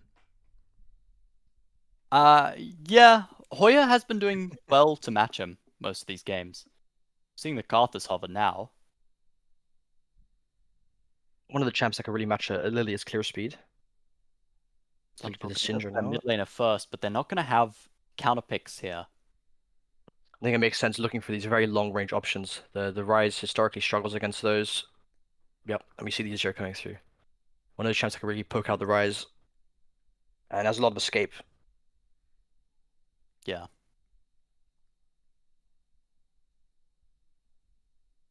Now there's the Wukong, And the we could Wukong. expect. What do we think BLG picked then? Well, I think that they've got to pick an Alistair here. It makes so much sense. It can get rid of the Braum. I mean, yeah, something like. Okay, I'll hold my words for now, but something like the Milio would also do a similar thing. Rel's great for their comp, but I think it's Alistair. Yeah. Yeah, that Also makes just one of On's comfort picks. yeah, and it gives them so much peel, and that's really what they need right now. Perfect champ for Ron's playstyle too. Very, very good champ at playing that bluff game. Because if you get called out in it, you've always got the ult to just walk away. And now we have to wonder about lane swaps, because I think Thundertalk have picked themselves 3 winning lanes here. Definitely. Yeah, I think we'll likely see BLG going for the lane swap. Thunder will probably want to match it though. I mean, yeah. It's just in what way do they do that, and how are they gonna scout out Vision? We've seen BLG both games have started up in their blue side jungle to watch for Thundertalks invade. And now you've got an Ashe Braum, and that is incredibly powerful at level 1, One of the strongest level 1s in the game, I'd say. Maybe the strongest. quite possibly. It's so dangerous for BLG to even try to play it. I think if they see it, they have to back out. And it's going to be about how they play the vision and about how they play that level 1. Well, we'll see how it goes, because now we're hopping onto the Rift for this game 1. Yeah, and I'm super excited about this. I think it's going to be awesome. I think there's definitely a question about whether you actually want to swap Bin into the Ashe Braum then. Because it is so strong, as you say. Like, is the iteration they play put Bin mid? I think if you put Bin mid, then you have to also swap your side laners. You sort of send the Rise into that 1v2.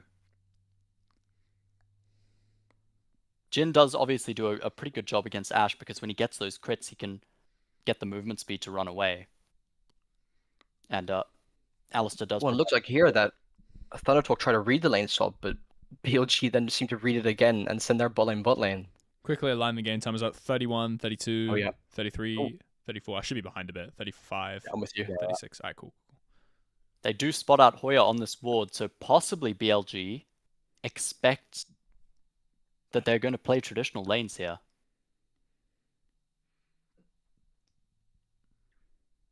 I don't know if there's an Ashe Braum waiting in their top bush. Yeah, of course, Gragas would actually have an easier time than the Jax at level 1 in the lane swap. Yeah, we see them swapping.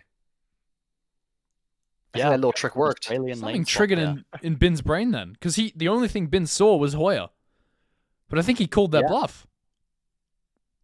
And there's an Ashe Braum waiting in that third bush in top lane. That's perfect from BLG. Even though Vision seeing this is happening. They do see Hoya Very hovering confident. around mid. I wonder what They're they going to walk the river with expect. Wave. So who do you think falls behind from this, though? Because it's the lane swap. Obviously, BLG have now accidentally given themselves Australia lanes. Who's this good for? Look at how far back Bin is sitting. I think it's good for Thundertalk. Yeah, these are 3 winning lanes they have. Conventional lanes is, well, conventional lane matchups is exactly what they want, I think, here. We already see this Jhin Alistar struggling so much. Although, -1 for 1xN there. I've heard it's Ishan. Or like something like that. Ishan.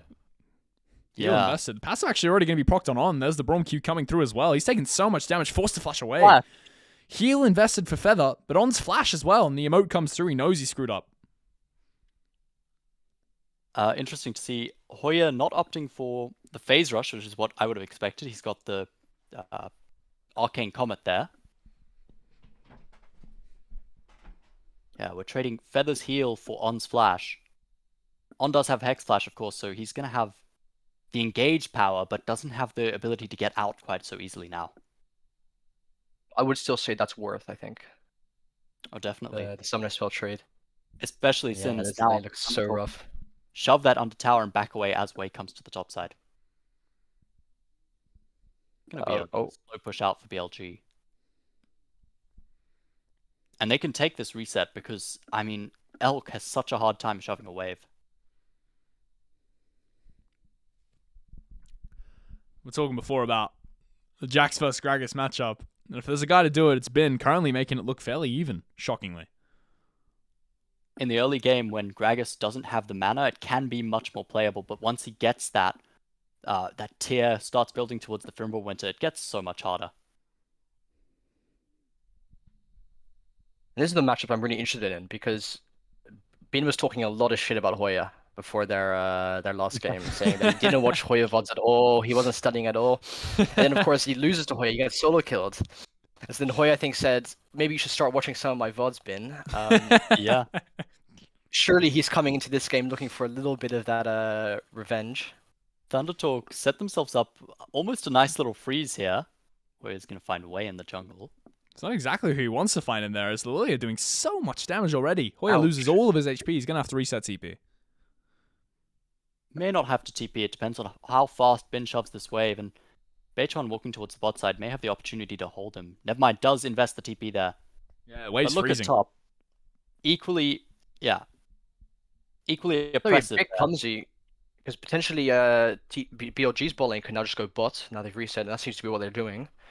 And now you just swap Bin back into the top lane, and they get the mismatch lanes that I think BLG massively prefers. It's possible, yeah.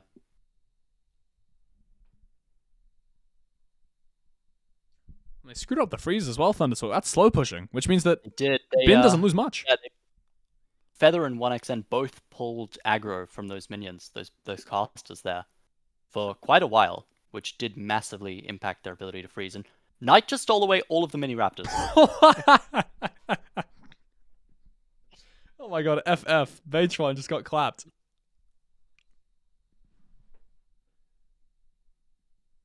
So he gets a nice little trade on Satab there. Azir obviously can't play in the wave at all against Ryze.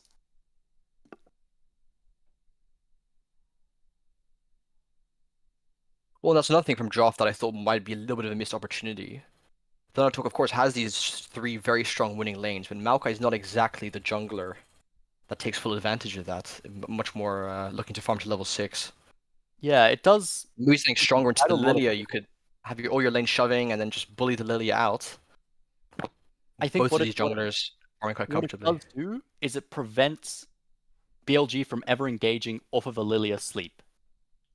Because you've got Yeah, that is true. you've got Maokai and you've got Gragas. You're never getting on top of that team if any of those is awake. And you've got Azir as well. So I think you're quite happy. Bin on the top side, very aggressive. He's actually going Gonna be a forwards double here. That's what I'm talking about. It's a double stun. He's ulting as well. Grandmaster's Might coming through. Has flash as well. I don't know if he can continue playing this, even though he's bonking Feather on the head. Doing so much damage, but it's too hard. Yeah. 1xN just going to shove that wave in. Going to put it under Bin's tower. He's going to be able to pick that up. And Grubs trade for Drake in favor of Thundertalk, I think. Because look how much prio they've got with this top tower. Do you think that And Thundertalk denying these happy with grubs this from trade, Dan? a Jax. Well, yeah, I I was just going to say, I think denying grubs from a Jax, denying grubs from a Ryze, I think you're very happy with that. These are And- 2 very oppressive split push champs. If you take away their tower taking power, that's only a good thing. And, I mean, 1xN in the top lane, Ashe has so much range he can easily hit the tower. Elk, on the other hand, is playing Jhin, and that is not a tower-taking champion at all. Here comes a dive, though. Baytron root smash into the wall on Well, Ben, who has no flanking- Grandmaster's Might, of course, because he used it already. And Feather's, sorry, 1xN's tanking the tower. He might go down, but barely stays alive there. He's Now, got what's flash. going on down here? Knight's in trouble. Looks like Hoya finding an engage. Doesn't have the explosive cast go, and here comes the lilting lullaby. Elk with the damage to finish him off potentially, but it's away. Bonks him on the head with a little Lilia auto attack animation. And down goes the Gragas. Yeah. A little unfortunate. I think Hoya misplayed it slightly there, getting hit by that Lilia E, which I think is what guaranteed the sleep. I think it was a little undisciplined because we see, Bin just accept that is not going to survive the dive, so he does hold on to the flash. Hoya, though, I don't think he should have flashed there. I think you see yourself 4v1, the Lilia, the Ryze, these champions can be so sticky. I think he should have just held on to the flash like Bin did, because now they are at a center spot disadvantage. Yeah, he should be Like he wouldn't studying, mean much. No one expected. should be studying the bin Studying bots. Bin, yeah. Do you think these guys have explored each other's VODs? Satab's reset was cancelled there. He's going to have the TP back soon. So he has the option now, Thundertalk and BLG in those traditional lanes. A little engage there from Feather. W's forward. The passive getting procced yet again on. It's like the 5th time I've seen it happen this game, but this time Elk has a deadly trap set in place. Make sure that nothing else can come from that.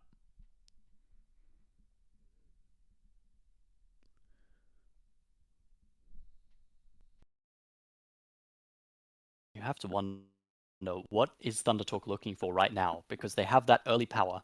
And now is, I think, when you're starting to come online in that Gragas v Jax matchup. You could potentially make something happen, but BLG is going to be the one to start it. Knight's roaming up to the top side, spotted out there. Ghost and Flash both available for Knight. There's an explosive cask there, just used to clear the wave, and Bin flashes straight into the Gragas E. Thumbs up for you, my friend, but here comes a twisted advance, and I don't think you want a thumbs up after this, as here comes the Ash Jar, but it's going to graze Bin's ear. Satab has the damage, Bin does not have Flash, and no mana to escape here as the recall started up by Hoya, dancing as the Gragas as his counterpart, eviscerated in the top lane. Emperor's Divide not even invested there. Hoya's going to be able to TP bot if he so chooses here. Actually, instead going to walk. Thundertalk winning out in every way there. Fantastic by Beitron to stay off vision there. Walks up to support his laner. Hoya survives, uses the cast to clear the wave. Obviously, that dive just a bit overforced. Now, I was about to very smugly say, see, Hoya should have saved the flash there, but actually, Thundertalk responded to that really nicely. Read the play very well. Send the Maokai up, send the Azir TP up, and yeah, walk away with the kill. Yeah. And Bin's flash, so...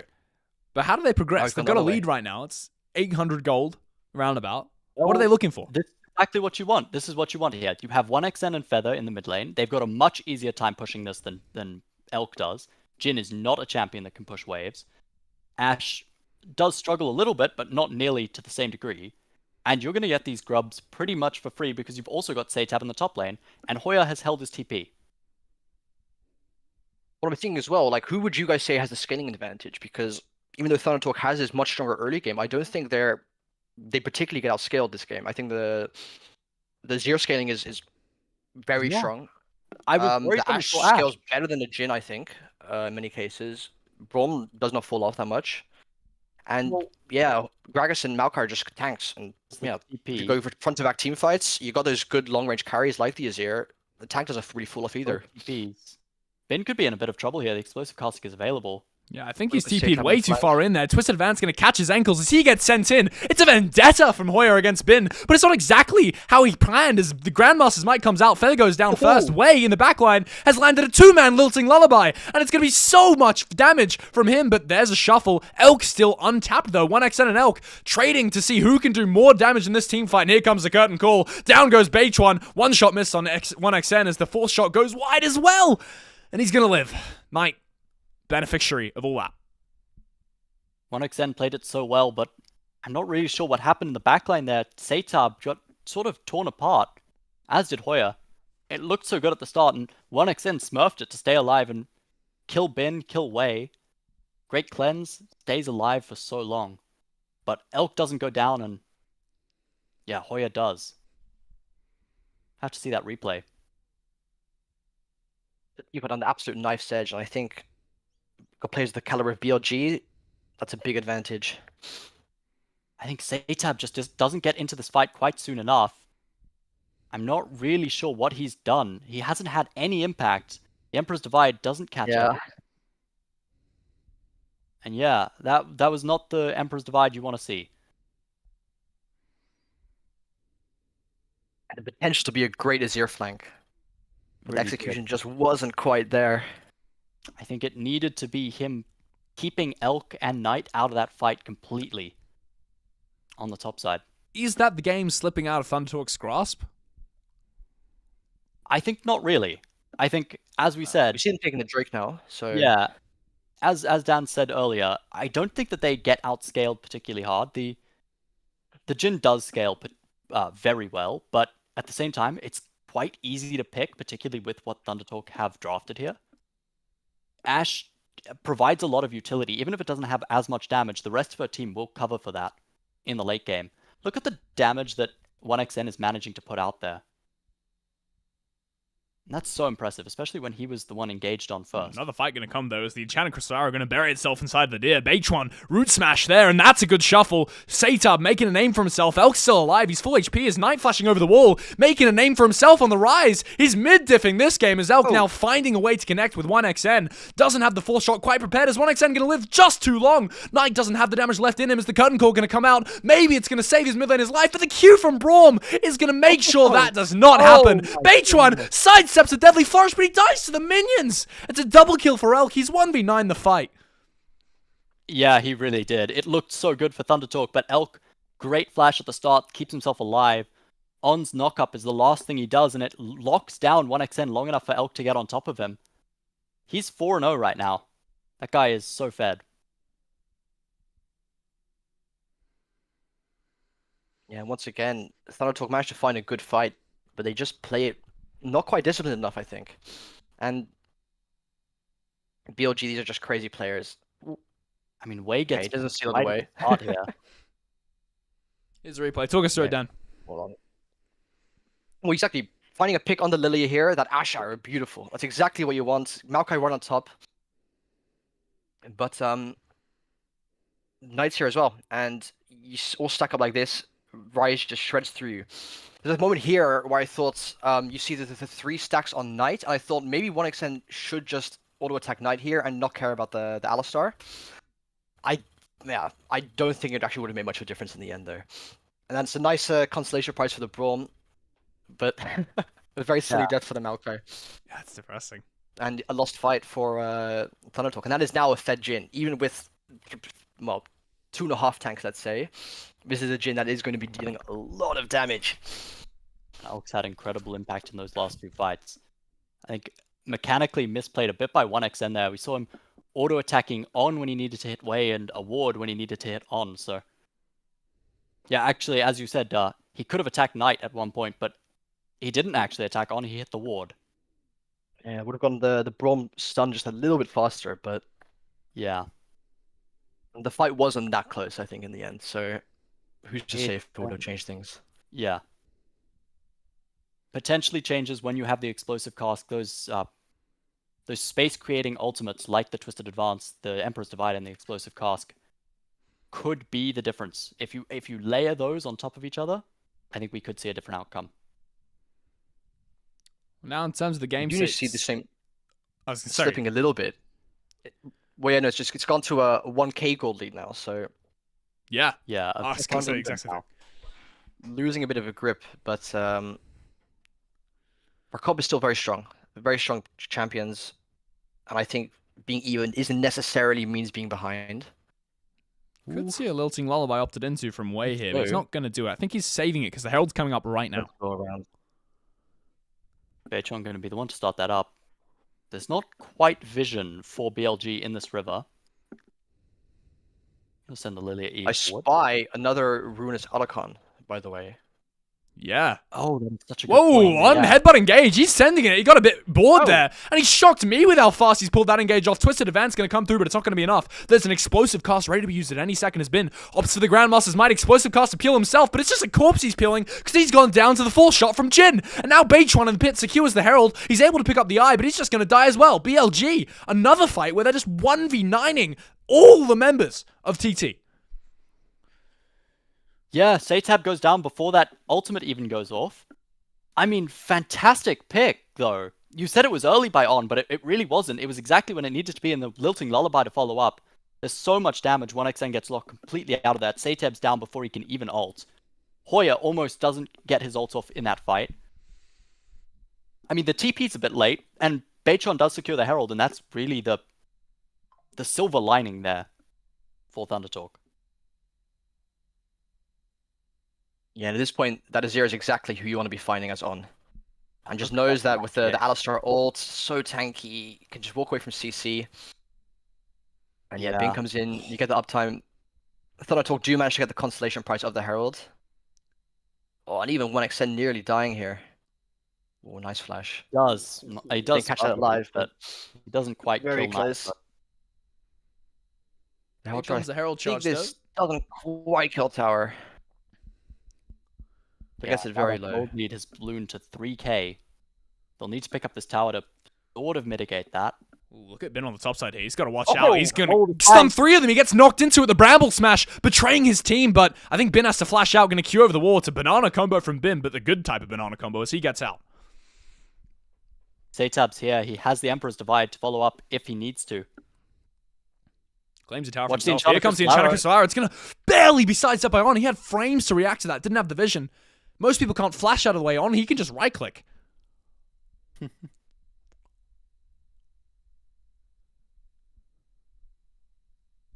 So, Thundertalk not quite managing to get Bin there.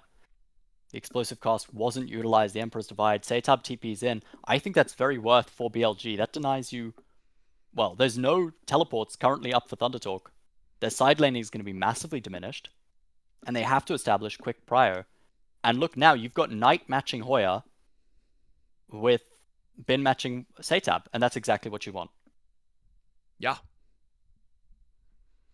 This mid tower is quite low for TT, but it is their one saving grace. They have mid tower, which means they get mid priority. Yeah, maybe that little bit of extra space they get from that could be what they need in this game. This is still a Yeah. very tough one to play out. It is important because, as we've mentioned before, Elk can't shove those waves, and it's going to be a Ruinous Atacon spawning in 34 seconds. Had they changed the conditions on that? Because must I have, don't think this right? was a Ruinous Otacon like before. Well, we had I had a last solo queue game yesterday as well where it was quite low kill, but it was still a Ruinous Otacon, and I was Yeah, pretty surprised because it was like I'm 12 fairly kills certain at 14 after that. minutes. I didn't see anything on patch notes about it, which is why I'm Yeah, I think it was. surprised. Maybe I just haven't read far down enough, but it must have been. It may be that they've changed how much damage influences that, because they have Maybe been damage quite is more weighted now. Yeah, Could be. Or objectives and towers and stuff could be the thing. yeah. Here's the But- thing. Thundertalk really need to find Elk. He hasn't died yet. He's 6 of the 13 kills. If you take him out, in terms of just kills, that equalizes things. Deadly Flourish and Maybe a Lilting bit of Lullaby a here has been fight. going to follow up on that. It's a perma CC chain, and BLG are beautifully orchestrating this fight as here comes the curtain call. Speaking of orchestra, the 1XN going to get hit in the face by Waze damage as Feather going to go down first. Knight gets taken out because he engages too far, but the Grandmaster just spins on top of 1XN and deletes him from the face of the rift, as now BLG going to chase down the rest of TT, and there's nothing they can do apart from run away. They lost their ADC, they lost their mid laner, they lost their support, the whole bot side of the map in shambles as BLG. They're impacting the game. They're making their lead felt. Thundertalk tried to push a tower just a bit too aggressively and didn't have the power to do that. BLG found a nice flank. I think those previous fights have been a bit undisciplined, uncoordinated, but this one was just really poor. You see them completely tunnel vision on the phase rush Rise, trying to chase after him, but 1XN just gets completely exposed right behind them, and they forget BLG still has the rest of the team. Yeah. You still have a Jax who can just hop right on top of this Ashe that you've now offered on a silver platter and just kill her. That was that was really poor. That was just inting. Sorry guys, that was really No, fair. I agree strongly. You know what the problem is for Thundertalk? Things like the Emperor's Divide and the Explosive Cask have not found nearly the same value that LPL cameraman, I'm sorry. What the hell? This is Poggers. What the heck? Are you seeing? That's crazy. This doesn't happen in LCK. They're going bowling. Holy. Yeah, guys. Look, Bayshon and Hoyer like, let's get the Rise, but this is such a fast champ. He just runs away, and now 1XN all by himself. Yeah. This is the solo queue. This is solo queue ADC. This is what your team does when they tunnel vision on the enemy carry, and now they forget that they should kite for you. Except, this is an elimination series in LPL playoffs, Is right? that how my ADCs You should not be seeing this. Oh, I'm so sorry. I'm so sorry. I'd like to apologize to any ADCs I've pissed off in the past. Can't stop the Darius train. 2,100 lead for Elk. He's got his 3rd item. That is a scary Jhin. LPL trying to get to Bloodthirster. LPL cameraman is really something. You don't see that in any other region, dude. The fucking zoom in. That's crazy. Look at Hoya. He's in that topside jungle. He may potentially find Wei. He's been off vision this entire time. Hoya's flank angle here is insane. It's ridiculous. He's going to sit in that pit. Wait, Knight might be the one to spot him out. He has explosive cask. He could just find an angle on Elk here. Elk has nothing to do apart from flash. E-flash R, but he flashes cleanses. Elk is out of there immediately. It's perfectly played from him. Frame perfect reaction time to live in that scenario, and they're going to turn the fight around off the back of that brilliance from Elk. Here comes the curtain call. It's going to miss the shot and Feather. As On, going to get taken down by Satab and 1XN, working in perfect unison. And maybe they get a fight here, but BLG, they're diving the backline. Look at Knight and Bin. They're playing it slow. They're playing it consistently. Bin has the E, spinning up yet again, hitting 1XN in the face. He's gliding, but the glider gets holes put in it by Bin's massive lantern. And now Elk and Bin versus a 1v2 versus Satab. Nothing Satab can do apart from try and get the kill on Elk and fail. Killed midair. BLG, it's a scrappy fight, but on top is Bin and Elk. And Hoya has a fantastic angle, tries to find it. Did he have explosive cask in that fight? He did. He got flashed. He did. I think Elk flashed onto the right side of it, so he got pushed away into the wall instead of into Thundertalk's waiting arms. He actually I do think they do a great job here of But picking look their at the target Emperor's instead. Divide, Yeah, because here. watch the replay as the Emperor's Divide comes through. It hits nobody. See? He gets pushed into the wall instead. Yeah. I think Thundertalk do a good job of switching their target now to see ways open, but that Fed Jhin still gets the uptime, still gets the ult off. Yeah, and lives, importantly, and in that fight. And doesn't matter how much 1xn glides, I want to point out. Champs get on top of you, Great you just attempt. die. I want to see a jump here quickly just to point out something that is insane, which is that the way that Elk played this fight, Gragas E, after it knocks you up, as we watch Bin and Knight, and Elk clean this up. It's pretty easy for them. But the way that Gragas E works is after it knocks you up, it stuns you. Elk waited for the knock up and cleansed the stun so he could flash the Gragas ult. It's the only way he can do it. That's what he did. It's like But it's it's still insanely the frame interaction perfect. where you can't cleanse knock up, but you can cleanse and then flash out of it. Yes, that was what he did. Because I believe that's how it used to work. That you could cleanse and flash out. If you could flash out of a knock up, you could. If you had a flash, you could Oh, flash you out have of to a do it knock both up at the same using time, right? But maybe they've changed that. That was Back like to live now. this is like Elk 20 is just American sniped the hell out of Hoya. Now he's a fat body at that. There's been, he's making the top diff felt. Zon and Knight, look at them. They found Beichuan. Here comes a Realm Warp. He wants more here, but it's actually cancelled there. But Bin is just collapsing here. Elk is full HP, and BLG, they're playing this fight like a fiddle. Everything on TT just falls in front of BLG's unstoppable might at this point, and the Ruinous Atacon going to go down as well. Gonna be picking some flowers. Can I be honest? I don't want to see Saytab's Azir again. Whoa. This has not had any presence in this game. I have not felt it once. The Emperor's Divide has looked Fully terrible agree. every time. Is this like when you called for that guy's firing after that game? I can't remember who it was. What? There was a game where he was like, he this said guy... someone was gonna get replaced. Yeah. That was Hoya. Yeah. That was Hoya.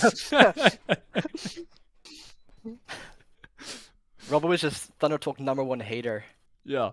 I like Thundertalk. I like this team. I supported them in their last series against BLG, but here they're just not performing to the degree that they need to. Yeah.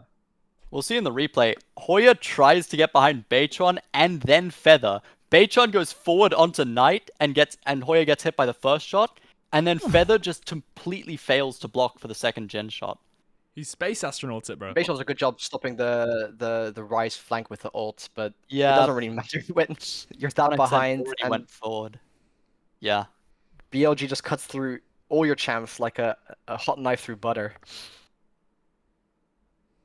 And that's the Ruinous Archon over.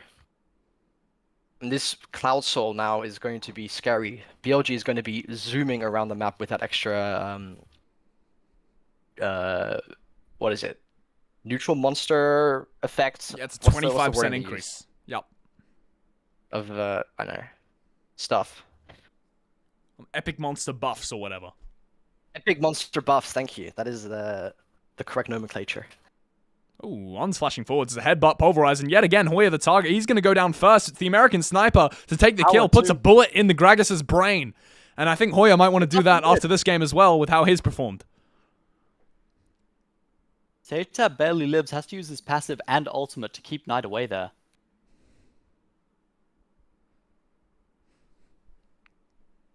Play might not be over though, as BLG, they're sieging the base now. They take off that bot tier 3. Gonna take the inhib as well. 1xn doesn't have the enchanted crystal hour. It's a glacial fissure. And that's the only thing they really have going for them, is the Maokai's not in position to get a good twisted advance. He's fighting on the mid-wave.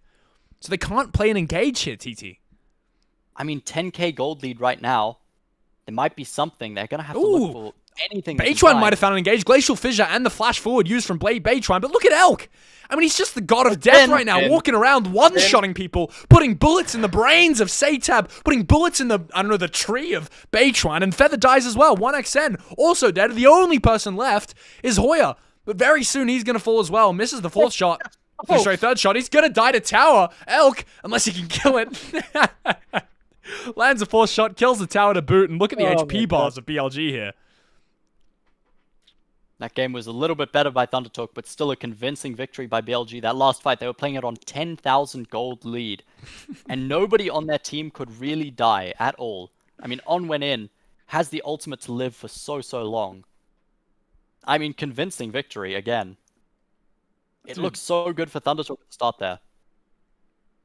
Yeah, Elk was 13-0. Yeah. Wow. That guy smurfed that entire game.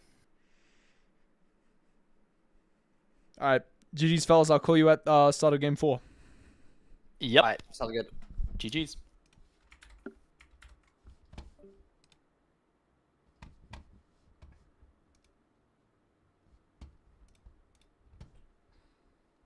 Boom, boom, boom.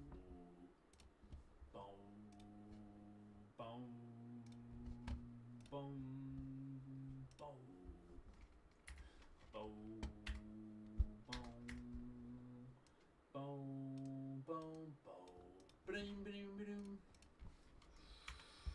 BLG, BLG 2-1, GG. Boom, boom, boom, boom, boom. Let's do lo-fi.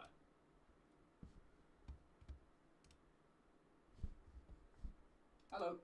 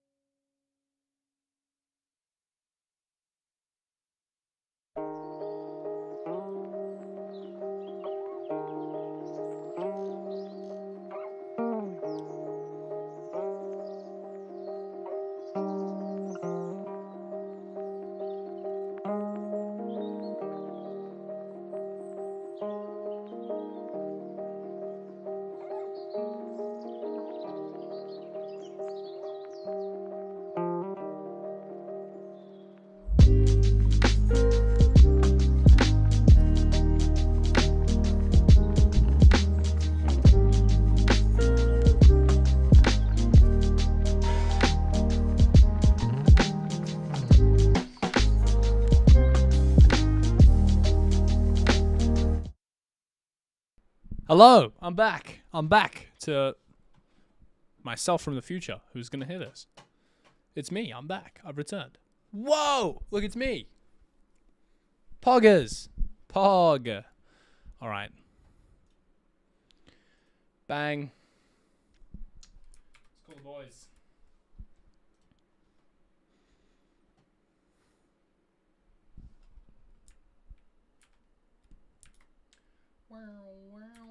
Hello.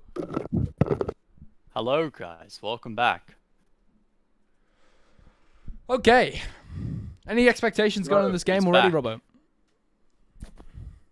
Robbo? Okay, I'm gonna say the same thing I said last game. Where's the Callista? It wasn't even banned. Elk, show it to us. I think BLG are gonna have to ban the Poppy this game. Yeah.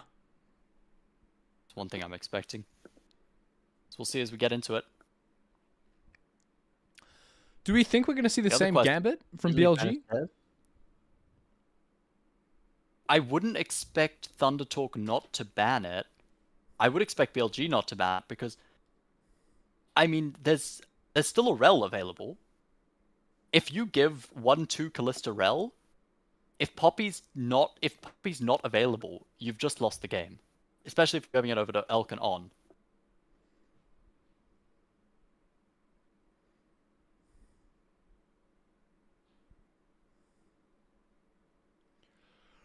See here. It was a Skana ban. Now, what did BLG do? No Poppy ban, so you can counter the Callista if it does get go through. But BLG have the last ban available. If Thunder Talk don't ban Callista here, BLG will likely respond with a Poppy ban themselves. They didn't. It's a Yep. Silas ban. There's the Poppy ban. Poppy And ban, yeah. there You have it to is. first pick I think I might Callisto be or you're ahead in of you trouble. guys.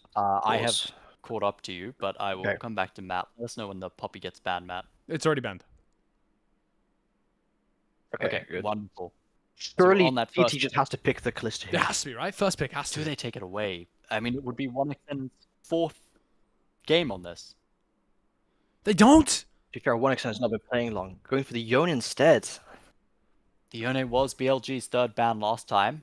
Definitely want It to is say very... it has better champs. Yeah. But BLG don't pick it either, what? Oh my goodness. Immediate lock-in for the Rumble. And the Sejuani. That's a very powerful combo too. Wow. Does this as well denying the Sejuani Yone.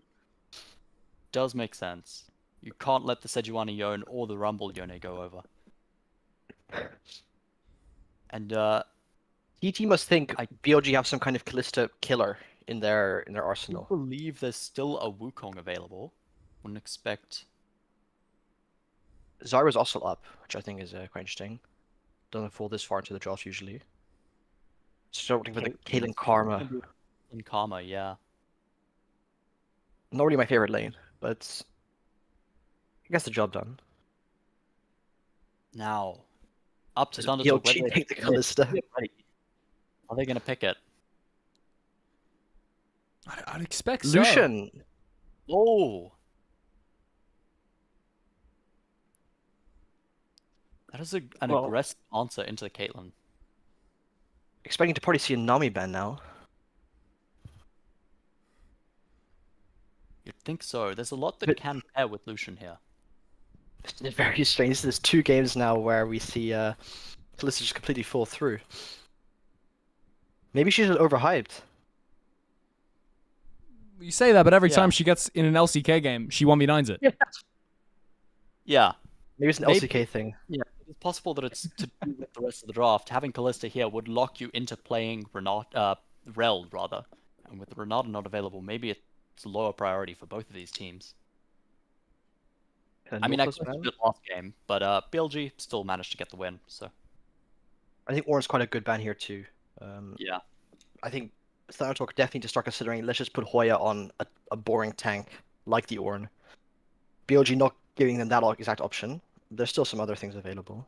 It's not too much that really counts. Like the Scion, which they also banned. So really targeting Hoya here. Who I do think has been a bit of a weak point for Thunder Talk as well. Definitely. Certainly last game. I mean, Elk just kept putting bullets in him last game. So many deaths on the Gragas.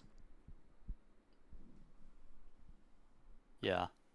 The Silas ban away is interesting. I wonder what... Do we see a Nami ban, I wonder? What is such a famous combo? It said the Blitzcrank. I think the Lucian Nami, while it is strong in lane, it doesn't really stand up that well to the Caitlyn Karmas. Kaden Karma, no, exactly. That's my thoughts as well. I think Thunder Talk have sort of shot themselves in the foot here with this Silas ban. As we've seen in some metas, Silas is heading top and can counter the Rumble quite easily. That's the Callista Hover. Oh, so is it Lucian mid? Knight Are we mid? thinking? Is it Light Lucian? It must be. And the Rel is still up. And it's counterpickable. And Thunder Talk can't really take it anyway here. It's not think the playable in current June right now. Mid or That's top. lovely. Probably there's a Wukong here on Ooh, okay. That's an interesting gambit from expect the Wukong. They're on jungle. Makes sense. It doesn't make sense though because Sejuani's now paired with ranged in mid and Rumble's an auto attacker. Like who the hell stacks Sejuani passive? Well, that is the question, but it is still very valuable. I mean, you can get a stun off quite easily with a, the Q auto, W And- auto. It's not too difficult to do yourself. So this is potentially a very crazy team fight for Thunder Talk. If we see the Yone and the Wukong and the Ken all land crazy ults, But- I wouldn't be trusting Hoya on the Kennen at this point in the game, to be perfectly honest. Not first Bin's I think he's Rumble. not been having the greatest series. No, for sure not. And when you can lock him out with the Glacial Prism, Me. and when Knight and Elk are on these incredibly mobile carries that can get out quite easily on their own, it's rough. The Dude, this is Pantheon gonna be instead of the such a Rel. banger. This is gonna be such a This is banger. gonna be an incredible What? game. And well, you were asking who stacks Sejuani passive. That's 3 stacks. Well, yeah. on Power W. Yeah, W. Yeah, Pantheon does it very quickly. that's perma CC. They won't come out of that lockdown. Yeah, that is a really easy way to pick Satab or 1xN at the start of these fights. Well, well, I well. wonder. Yeah. Robbo, you've been talking about the Callista for the entire series long. We finally see it get And- locked in. It's yeah. a gambit from BLG. I mentioned this in game 1. I was expecting it in game 2, but Thunder took the first game, so we put the brakes on that one. In game 3, we saw a great counter pick lane there to sort of force BLG to reconsider, but it's finally come out in game 4. And just when I'd given up on it, I mean, the Lucian pick kind of threw me there. Yeah. I think it threw Thunder Talk as well, though. Because who the hell plays Lucian mid in 2025, man? That's Nixon fearless draft game. Anything Yeah. can happen. Here we go. Only Xiaohu. Does anyone know who the energy drink sponsor of the LPL is? I'm just seeing Not like entirely sure. every single one of them has an energy drink on the front of their bench. Might be like a Chinese only one. Probably. One we don't get here. Someone needs to import that shit right now. Maybe it'll make you play like Elk. yeah, absolutely. Dude. All right. Oh, game number 4. It's kicking off right now. And the matchups to watch this game. What do you reckon, gentlemen? Dan first. What do you reckon? What are you looking at? Well, I think this bot lane matchup, it's Caitlyn and Callista, both very explosive lanes. Oh, Pantheon, ooh. Come back to me on it. Thundertalk might 20 spoil seconds, it by 21 stealing seconds. everyone blind. Oh shit. 23, yeah, we're 24, 20 seconds. 25, 26, 27, 28, I'm a little behind. I'll 29. probably catch up. 30. Yeah. Yeah, I think Dan made a really interesting point though. I'm also curious about this mid lane matchup. Lucian is not something we see mid anymore, especially with since the nerfs where the solo damage got reduced, but his passive damage, if he gets shielded, is increased. Which I have to admit, until that nerf, I didn't know Lucian had that passive. Yeah, me either. After years of playing Lucian, I had no clue that was a thing. We don't read the abilities here. That's that we don't do that. That's Actually, This invade by Thunder. but actually, no one could You're gonna trigger that respond shield out. passive for Lucian on this comp as well. So, True. I mean, not quite the power pick that you want Knight on, but let's see. Knight's Ward should spot out this invade. You said that it's not the power pick you want him on, but he's running the electrocute setup. He's going to do a whole lot of damage every trade he gets Maybe on maybe say more of a lethality Lucian. yeah, with Elk The going full on lethality, here, but like the hard AD.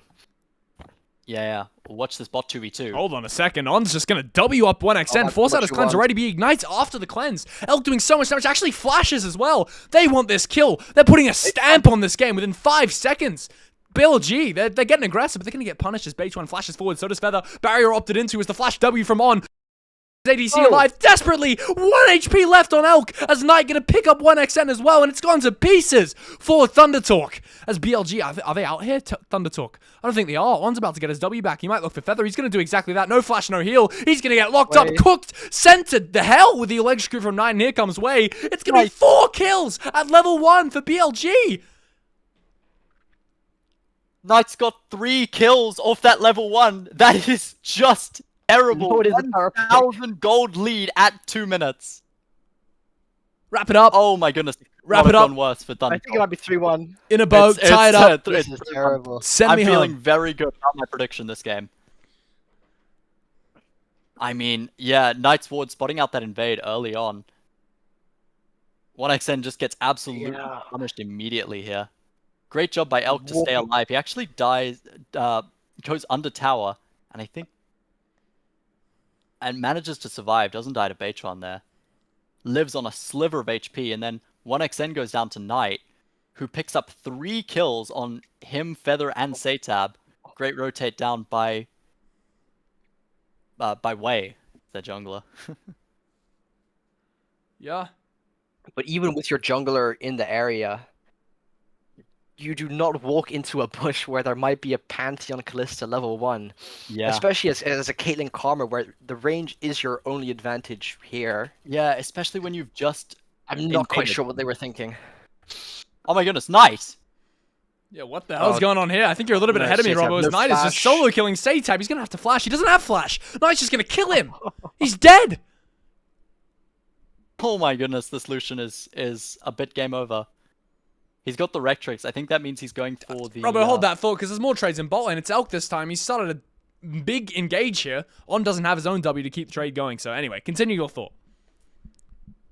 Sorry, I was going to say Knight's Rectrix means that he's likely looking for that Kraken Slayer that gives him that little bit of burst damage and that third auto attack. Yeah, pretty terrible Yeah, start. let's do the move here. Yeah, so I don't think Knight's on a power pick this game. Yeah. Yeah. He's I actually think anything gonna becomes a Costigas power King pick then. with 3-0. Yeah. Yeah, I'm actually...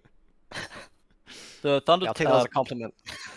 The Sentinel did spot out Baytron there, so they see he's starting bot side, and I think Wade got a reset quite early on there. He's picked up a Ruby Crystal. Yeah, Dan, between this and your Now, DPM lol, you're going to be accused of match fixing soon. Yeah. Just on rank 11, by the way, you guys. I'm actually climbing. Oh, look at the No, top. don't tell me this is a solo kill. Bin establishing the dominance. Giga Bin in the top lane. Hoya is like a little kid before the might of this rumble. And that was Counter the pick, by one the way. lane for Thunder Talk. 2,000 the goal lead at 5 minutes. I suspect we might see a third Ruinous Atacon. Oh, yeah. I get that.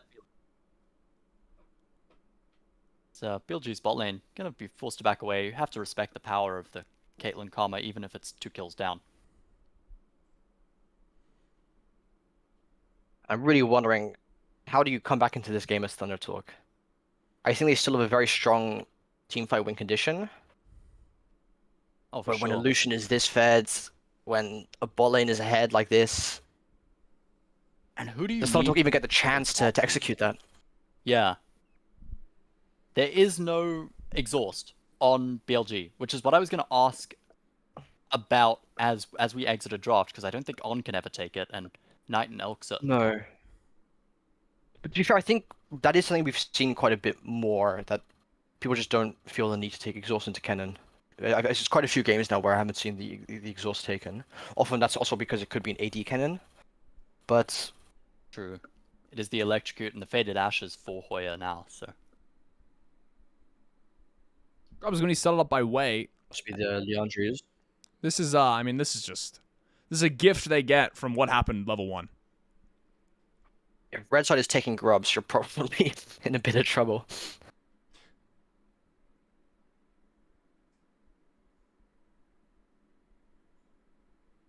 Satab Wow, did a nice job of 1.3k gold lead. after the level 1. But he's lethal tempo. He doesn't have that super sustain setup. Ouch. Yeah. Blocking the electrocute with W. Trying to go Oh, forward. and just run circles around him. So unbound, but look at mistake Night there. Man. Jesus. Elkanon rotating now towards the top lane. As Hoya resets, they're going to swap those lanes around and try Does and get... potentially give Thundertalk the chance to take a Drake. Yeah, that is true. They could answer it back here as Although, big area. They might just be looking to dive bin. Yeah, that's what the pings are signaling here. I think I'm a little bit behind you guys. Bin now walking up into the tower. Beichuan with the Cyclone has flash available as well. Bin just walked onto a trap. Didn't see it there. He has to flash immediately. No equalizer for the wave, and he's just going to get cleaved down. Thundertalk finally finding something in the game. And that's very nice. Bin doesn't have TP, neither does Knight. They're not going to be able to catch those bot waves. Feather doing a great job of tanking that extra tower shot and just stepping out. Doesn't have to use any summoners of their own, actually. And they just get Bin's flash. Morrison now with a small gold lead over the Calista, actually, which does feel very nice. But this Does still make is sense, yeah. a rough game state to be in. But as Caitlyn, Lucian's actually not a fun matchup for you to play. Even though it's very short range, it gets on top of you, and that's sort of your game over there. And that's the Caitlyn as well, with Sejuani ult flying at you, Pantheon jumping on top of you. It gets very hard to Good play. luck getting away from a Calista and Lucian, for sure. Yeah.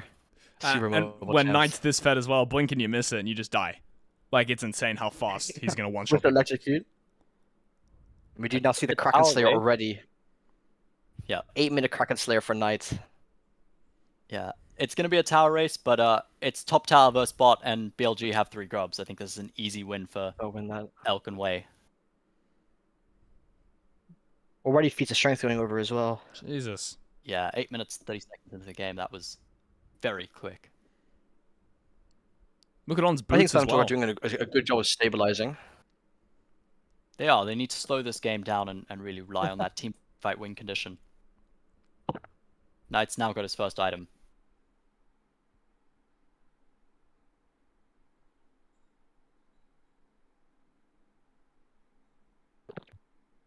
Let's play a gold graphs and look at that. Top lane has actually got punished quite hard. I think he just didn't get the gold from being in that fight. Yeah, but at the same time, Bin and Hoya have both been made to match lanes that are not exactly pleasant. Bin, What they want to be, no. Hoya got almost solo killed by Bin, so they both got put behind relatively hard. Bit low on farm, yeah. I can confirm the sponsor is... Ooh, we see a TP flank coming through on Knight now. Actually, this is... Yeah, that's a more important thing than what I was going to say is... Holy crap, I think this guy might be in trouble. Hoya and Feather, they want this fight. Here's a TP as well, hovering by from Bin. I think we might see Saytap's a not in trouble. 3v4 here. Fight just kicking off there as there's the Fate Sealed from Saytap. He's in trouble, but he might get out here. Ease away. Soul unbound, but he has to come back to it, and that might just be the end of his life if On lands a single Comet Spear, but he's actually going to leave it for the Rumble there. Discipline from On. And it's perfect for BLG. Yeah, Saytap thinks he finds the angle, but BLG spotted out immediately. They're watching the map. Bin TP's down and On's in the area. And so even in that 3v4, BLG walk away with a 1 kill. Would you guys like to hear about who the Yeah, sponsor Lucian is? counts for like 2 champions. Yes, go ahead. It's some League of Legends related shoes. They have the word League of Legends on them. I saw it with my eyes. Wow. Oh, Yep. Crazy Continue. they still get the League of Legends promos. I was going to say that I imagine the random Chinese energy drink probably tastes better than Red Bull. Probably does, yeah. Great. I had the Pretty, distinct displeasure of having one of those the other day. They're quite the odd. bespoke tickets are probably the same thing, run by the same company, Yeah, actually. just under a different name in China, so it's not too close. Yeah. Xi Jinping Bull or whatever. Uh, Equalizer on the top lane. Uh-oh. This is not a TP you want, no? You're just going to get slowed on a tower. Hoya has to yeah. run away. Look at that car. Kennen is bloody quick as he's been rooted up in mid lane On. Stepped on a trap and might be a death trap for him. No, he's going to walk out. There's an ace in the hole. It's going to be used on Elk here. Blocked up by On. That's an aggressive block, but no collector on Caitlyn, so he'll be fine. Yeah, On not quite level 6, won't be able to return to the fight quite as quickly, but it is nice to keep Elk in that area if you want to contest the grubs. It doesn't look like BLG do, though. They are happy to slow this game down. You've got a Rumble, a Sejuani, and a Kalista with time to get online. And they know that Thundertalk have better setup. They have priority right now. They're happy just to play with their 2,000 gold lead on Lucian, gonna get ballooned out to probably 2.2 thousand as this tower falls before 14 minutes. And honestly, I don't think it's, Thundertalk is not going to get uptime on towers unless BLG's trading something on the other side of the map that they're happy with. The 2 TPs and the Pantheon global ults, they can be wherever they want to be. It's a great point. And Thundertalk is so behind. Like, this Yone, what's he going to do? Like, hit a tower?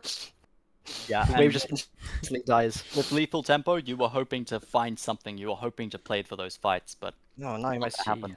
I think he if stuffs it out. Sektub even looks at the tower here, it's just gonna vanish. But yeah, I think he knows what's up. I'm definitely behind you guys. I'm 12, 31, 32, 33, 34. Are you watching on like 35? 0.9 times speed or something? No, I don't know. Yeah. It's just micro pausing or. This is very good. Like it's very good. It consistently happens. Oh, okay, that part okay. Yeah. I'll go back like 5 seconds, like every minute or two. Okay.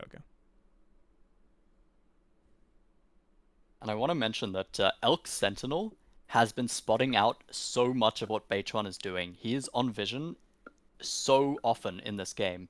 And it's also the fact that On has been able to walk into these jungles and get the vision with the incredible priority that you get from having 2 towers in the side lanes down already. And look Right. at that. Thundertalk don't even own Blades their own. haven't fallen yet. They don't fall for another 40 Oh seconds. my god. Yeah. And they're already sieging tier 2s. And it's crazy how much a bad level 1 can just ruin your game. Look at BLG, man. They're prizing it away from TT. This game matters so much as well. It's elimination, but they just can't do anything, Thundertalk. To Yeah. be fair, I think bad doesn't quite describe that level 1 for Thunder Talk. Abysmal, That's it's solid. Yeah. disastrous. Game losing. That was pretty much worst case scenario, I think. Can I be honest? Last time we had this is the rematch, obviously. Last time, I actually predicted Thundertalk to win it, and I was correct by some miracle. This time, coming into it, I was worried when I had said that I had predicted BLG to win. Because after that first game, it looked like Thundertalk were back in that same spot, that they were just the bane of this one team. But no, this is convincing by BLG. All 3 games after that first one have been incredible. Well, they And stepped look up at how to they the plate. play. Power scaling implications as well. So Yep. it's like JDG is better than Thunder Talk, but I think Weibo kind of is still like I think they looked better than JDG even though they lost the series. But Weibo is worse than BLG, but then Thunder Talk is then better than BLG. So it's like, do we've got like a rock paper scissors situation here? It looked a bit like Yeah. that in game 1, for sure. But I think the thing is that Thundertalk, they step up to the But I plate think when they've got scary competition. Yeah, they do. he got some of those. Beitron having to smack that away.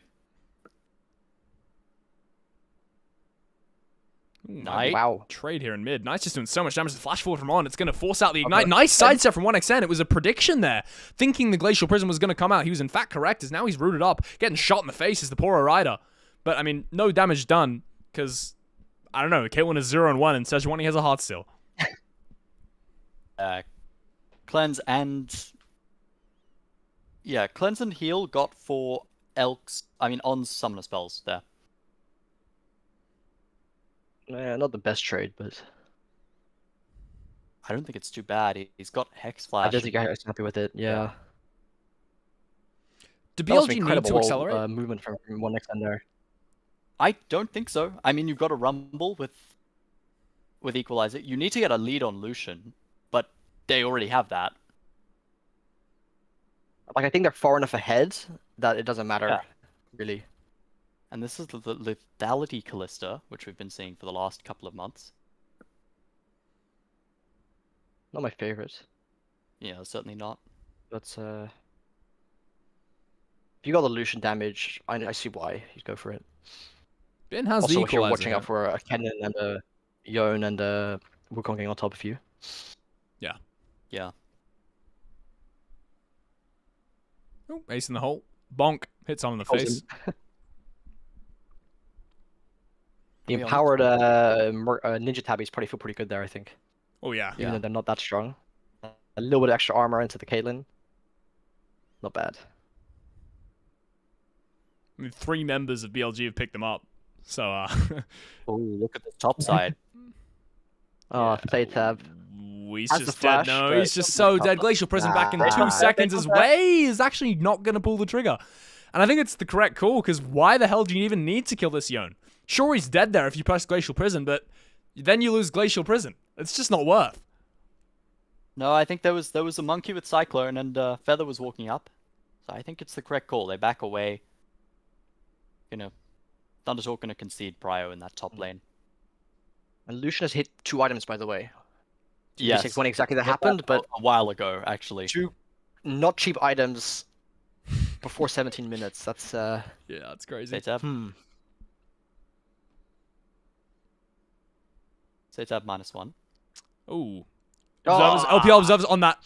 Hello, hello, hello. Get on that. Let's see that. In slow mo, please. I think they know he's having a tough enough day already. Yeah, usually they don't show mercy, though. There is a Glacial Prison here if Hoya overextends. And actually, Tokyo Drift King his way. The flash is good from Hoya. Is it good enough, though? As here comes on, he's stunned him up. The Glacial passive is going to proc on Hoya, and he's going to get out, though, as the Cyclone comes in and kills Wei for his sins. Sorry, not Wei. On. Look at Setab. There's a TP. Seitab's Look at the way 2 too far TP. forwards, no? I think Seitab's just going to die here. The Cyclone is running out as here comes the Soul Unbound from Seitab. He's forced to flash away. Equalizer is good. Definitely not a Forest Fire from Bin. It's knocking out some of the players of Thundertalk as Elk on the top side finding himself in a 1v1 with 1xN, but he's actually going to lose it. The traps from 1xN too good. The flash over the wall was even better as here comes Knight. He's trying to save his ADC's life. He's going to succeed, but it's the slowest damn culling I've seen in my life and barely escaping his 1xN. He's going to make it out, but he's the only player on all of Thundertalk to do so. It's a double kill for Bin. On finds him. On spawned though. Oh, Yeah. yeah, he's dead. He's so dead. Here comes the Q. Bing! Oh, it didn't kill him. Vision. Not quite skewered upon the spear, but in fact, he's just going to get shot in the head, walked down by Knight, curb stomped and killed. That's 1 for 5, and I think Setab had the right idea. I think he nearly managed to make it work, but there's just not his team's not quite close enough, and his ult doesn't find any value. It finds the Sejuani, and that's not the target. Just so weak, Yeah. right? Elk's It's like surviving. it's a knockup bot. But it's not Yeah. a damage champion anymore. It's just does Young get the CC down, which is Yeah. welcome back DRX Setup, basically, Yeah. Yeah. because that's what he's looking like in this series. Hoya doesn't even go Back to down. group There's here. so much damage immediately onto Chasing On. very deep. On is still quite squishy, especially because of those it's the 2 AP champions that he's chasing into, so the Wukong can finish He's him got off. the Blood Song, which I think is just wrong in this. I think it's unnecessary. Yeah. I definitely That's always the prefer- idea where it's like you're ahead in kills, build defensive items because then they Yeah. can't kill you and you're still doing more damage because you're ahead. And the fight was actually looking quite good here. 1xN almost gets the outplay, but the finish shows up. A little bit of brain lag, I think. And we go straight back into a play. Yeah, it's a big play too. It's the Oh, Glacial wait. Prison. That's a good Oh, wow. equalizer. It's landed on 3. Is Baitron going to be the first to fall? BLG Knight. And he's 7-0. He's looking so good. Fate Sealed going to come through, but in fact, it's Seitab who sealed his own fate, and that fate is doomed. As now, Feather going to die as well. 1xN getting chased under tower. Similar to what happened in the bot side jungle just moments ago. Bin wants the kill. He's not going to find it. 2 members walk away from Thundertalk, but they're limping. Hoya in the mid lane tries to back away. He's not going to be able to clear the wave, and Elk's going to get some time with that tower. In fact, all of BLG now rotating down to this mid. Knight's in top just to clear that. Doesn't put any damage onto that tower, but they're going to get the mid tier too. Surely. I mean, it's looking finished from minute 1. Yeah, it's very hard for Thundertalk to play. I think besides the misplay on that level 1 in the Tribush there, not much else you can fault them for. They have tried. They Yeah, work clean fine. game, yeah. Here's how Let's that see how play that started. started up. Yeah. Look, doesn't matter if they get grubs. The Young can't go on the tower because then the whole team loses a team fight. Yeah, good pick on the Wukong. Fantastic culling. What we by see Knight. here is that Setup does find that ult, right? He gets it onto Elk. Just Elk. Gets the knockup, of course, but this Young doesn't do any damage, unfortunately. Doesn't matter if you get solo time in the Callista, you just instantly die. It was actually great by Elk there to use his ultimate to pull his support back in, so he can immediately re-engage. Yeah. Dodge the ults and then just shoot him in. All right, let's cope Yeah. for a second. I want to see game 5. How does it happen? Knight oversteps and immediately goes down. Yeah. Bin somehow And dies. the shutdown goes onto like finds no value. Kennen or Caitlyn. How many times This is a voracious Atacon. Oh, And then they find like How? 2 really good team fights. I don't even know. This is a voracious Atacon, but last time was I think it might be a damage thing because I think this game was quite low damage. Like Thundertalk did Yeah. not fly much, so maybe that's. I'm gonna have to go look at like the last 2 patch notes because it might be hidden somewhere down below. Yeah. Realistically, how many times is Knight having to int if they lose it to lose this game, BLG? Like 4? I mean, at least twice. I think that's what it would take for Thunder If Knight gives his good shutdown on someone, and then Thundertalk managed to get a really good Ken and Wukong combo, like maybe twice, and get some good objectives out of it. I think they're helped a bit by the fact that it's a Chemtech Soul, so like Soul doesn't mean a guaranteed win on its own. It's true. Maybe if Yeah. they got like, I don't know, 2 Barons, and then win an Elder flip. Why not an Elder? Throw it in, you know? Like, Well, screw they it. need to, Atacon that's how they win. respawns, they kill it again, I don't know. they'd need to get effectively 3 towers mid off of 1 team fight to then be able to pressure the inhibitor and the 2 Nexus towers the next time they win. So Okay. it's so hard. I see a path to victory there. And I'm on the Thundertalk train, that's for sure. I see it, but it's locked behind some very thick gates. I don't think. Yeah, and BLG are holding the keys, aren't they? It's not in Thundertalk's I think capacity. the problem is, yeah, the battering ram is sitting in BLG's base already. And they'd have to use it on their own gates. That's the Oh. yeah. Well, it might be a fight breaking out here. There's an equalizer Glacial Prison on 1xn. Massive shield, actually, from Karma. Going to keep him alive, but it's Voracious Atacon. So even if they win this fight, and they're definitely not going to win this fight, because Bin's overheated. He's one-tapping everyone. It just doesn't matter. Here comes the Fate Sealed on the target of that. Knight's on 1 little bit left of HP. Yon going to just into the tower, but he gets pulled in by Elk. First time I've seen the Callista ult used all game. And it's defensively, as they take what they want, BLG, and they're just going to leave. Yeah, very nice. Only trading Bin's. Was that the Voracious Atacon buff on Bin, and he has TP. He can walk back out on this map and TP to Baron if needed.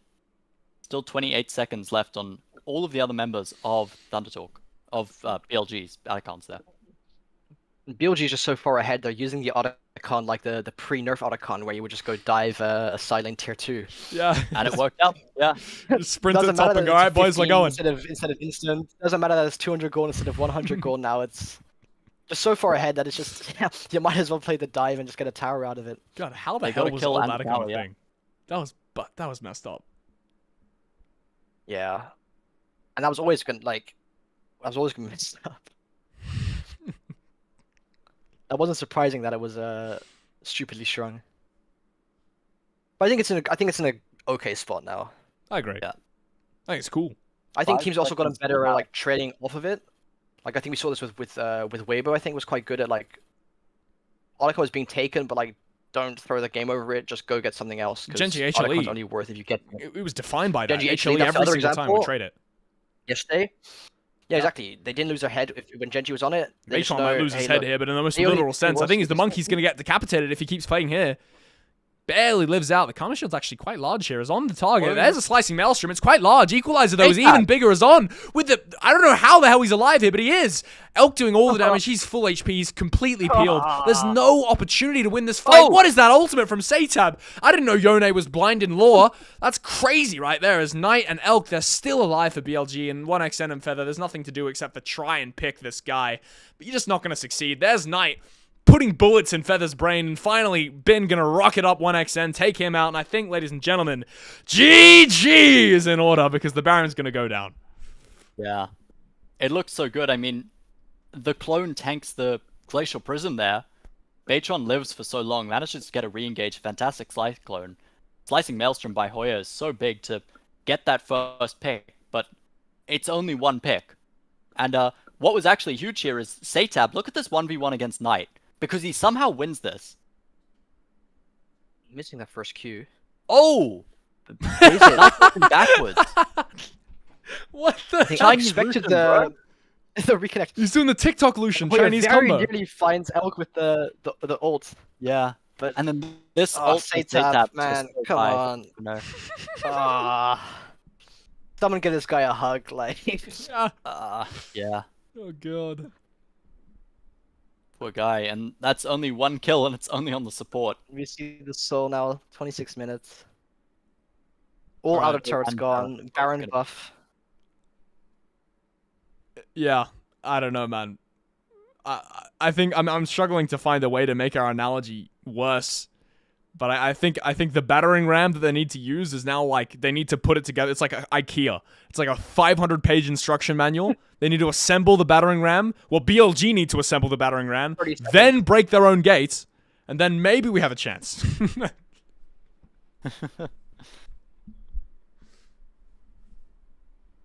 I mean, that last fight looked so good. And, I mean, Hoya and Beichon did so well to set that up. The Fate Unsealed was just not there. If Knight disconnects, do BLG lose? Real talk. No. Okay. Honestly, no.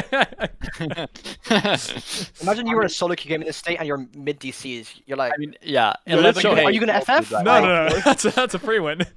That's the Glacier Prison going to find 1xn, force out the cleanse. Hoyer on the right side there, trying to find an angle with the Slicing Maelstrom, but he's no flash and he's too slow. And I think the inhib going to be the prize for BLG. Still a minute and 15 seconds left on Baron. Satab has an He angle on has no Bin. wave I mean, clear. he's just getting... What the hell? See you later, Satab. Back to base with you. Nice shield bow, my friend. Bin looked at him for 2 seconds and cooked him alive. Yep, Karma E shield bow, not enough shielding there. And Bin didn't even invest Equalizer. Oh my god. Not yet. Hoya's looking for the angle. He doesn't have flash, though. It's so hard to do. Beichuan and Hoyer, they need to find something amazing. But even that, I mean, BLG with the wallets, it's just too hard. The ace in the hole knows. One Big XN spell knows shield. any balance does block That's huge. though. What do you think the comms are? All right, Caitlyn no spell shield. Sorry, Calista no spell shield, guys. Let's find an angle. Let's find an angle. Satab's comms are definitely like, oh my god, Lucian's killing me. That's what the comms are on TT right now. As bot inhib gonna die. Like the Clash team, and we're just Still losing so hard, but we're just trying to be positive. Yeah. 20 seconds on that spell shield would have given Hoya the option. We're just trying to stop Dylan from fucking raging out. So we're like, He's gone non-verbal at this point. 100%. That's not a... And there's 3 perfect KDAs on BLG right now. Oh, man. I mean, they did perfect game. Yeah, this. Game 2 was a perfect game for BLG. Yeah. That was... Yeah, they lost the dropped tower, 2 and that's towers it. on a dragon. Yeah. I mean, it's really looking like yeah. Seed 1 versus Seed 8. 1v1's base one. Yeah, it is. Oh, God. No, don't do it to him, mate. Don't do it. He's just slapping Wait, him in the look 1v1. He has to look W where away. it's Monkey flying. runs away. Is Hoya find a flank here? Where Hoya is this has guy? an incredible angle. Not on vision. Wait, actually... But, like, what does it do? Elk still got his spell shield. His flash is up. He's fully off vision here. TPs. You could have walked that, but I guess he thinks they might have vision. He has the opportunity now. That's it. Maybe this is it. Hold on a second. Slicing Oh, Maelstrom and no. Flash We could can come see out now here. He's been PM. spotted. There's a far side on him. Here comes the Cyclone, but it's desynced with the Cannon. Cannon's getting cooked. It's a 4-man Slicing Maelstrom. Okay, it's good, but he gets equalized and just sent into the ground. I don't know what burnt rodent tastes like, but Bin definitely does. As now top tower gonna die as well, and On's just ulting in. Here comes a Celestial Charge. He's even going on midwave as Satab's pulling out a Banano combo extraordinaire. Dies before he even gets back to his soul. As now Knight is cooking 1xn. Flash on top of him. That's a much better Lucian ultimate. He's trying to desperately finish him off, but he turns his attention to Feather. One-shots him in a matter of seconds. Is now on. I mean, it's just domination start to finish from BLG. From minute 1, we knew it was done. 3 minutes in the game, it looked even more over. As now BLG, 30 minutes in the game, finally going to draw it to conclusion. It's a 3-1 series for BLG. Bin even puts the style on it at the end, putting 1xn in the grave. And the game is over, ladies and gentlemen. BLG advance and Thundertalk go home. Sorry, you can see teleport when it's not on vision. Hoya, Yeah. I mean, he doesn't know that it's, like, there's no vision, but take the chance. Yeah. He gets turned on immediately, and there's no way that his team can get there in time. I mean, Beichon tries to get in with the Cyclone and save his teammate, but there's nobody else to back them up. There's no damage to come from that combination of ultimates. It's just a mistake. Turns I out mean, you they were get up the the great game already. Wukong ults, the great cannon ults. No, that's still not a way back in the game. Yeah, it was a 3-man Slicing they could Maelstrom. put a team fight 5-0. Yeah. Absolutely lost. Disgusting game. Alright, GG's fellas. BLG showing up. Robbo, do you want to do guys. some level 70 to level 80 content? Wow, right now we've got some stuff we can do to get some gear. You don't have to. At this second, No, you don't have to. It's I okay. want to play League. We can Like, do that. We can do I that. can't. We I can do can't that. watch a game like that and play WoW. That's you real. That's real. know? All right. Well, we'll What's see the if we next get series 5. today? There is another NIP series. Yeah. versus LPL, I think. Or NIP versus who is it? JDG. Yes. Yeah. We Top did esports. learn though. That's Oh, okay. one. I learned that ends at Hey, 2 watch a.m. that. our time. If that happens, if it Yeah. goes 5 Really? games, it ends at 2 a.m. our time. Yep. Yeah. So that is not a casting. That's that is not the one that we do. That's a fun watch. Yeah, it will be fun though. I'll watch And it. G2KC as well. Yep. I think you guys are gonna miss G2KC. I was thinking about getting up for it. Maybe I'll do Shit. it. Okay. Maybe I'll do it. Okay. I'll let you know. When is that? Like I'll 4 be a.m. there. Yeah, I'll be limited. 4 a.m. our time? Yep. Oh, man. I am a KC fan. I want to see it. I want to watch it. All right, we'll I'm see. I think it's gonna be a fun series. I'll let you know if I do. I will get up at Wait, 4 yeah, let me know, boys. Let me know. All right, GG's. I'll be there. I'll be there regardless. Yeah, GG Yeah, boys. yeah. See ya. That was a good call.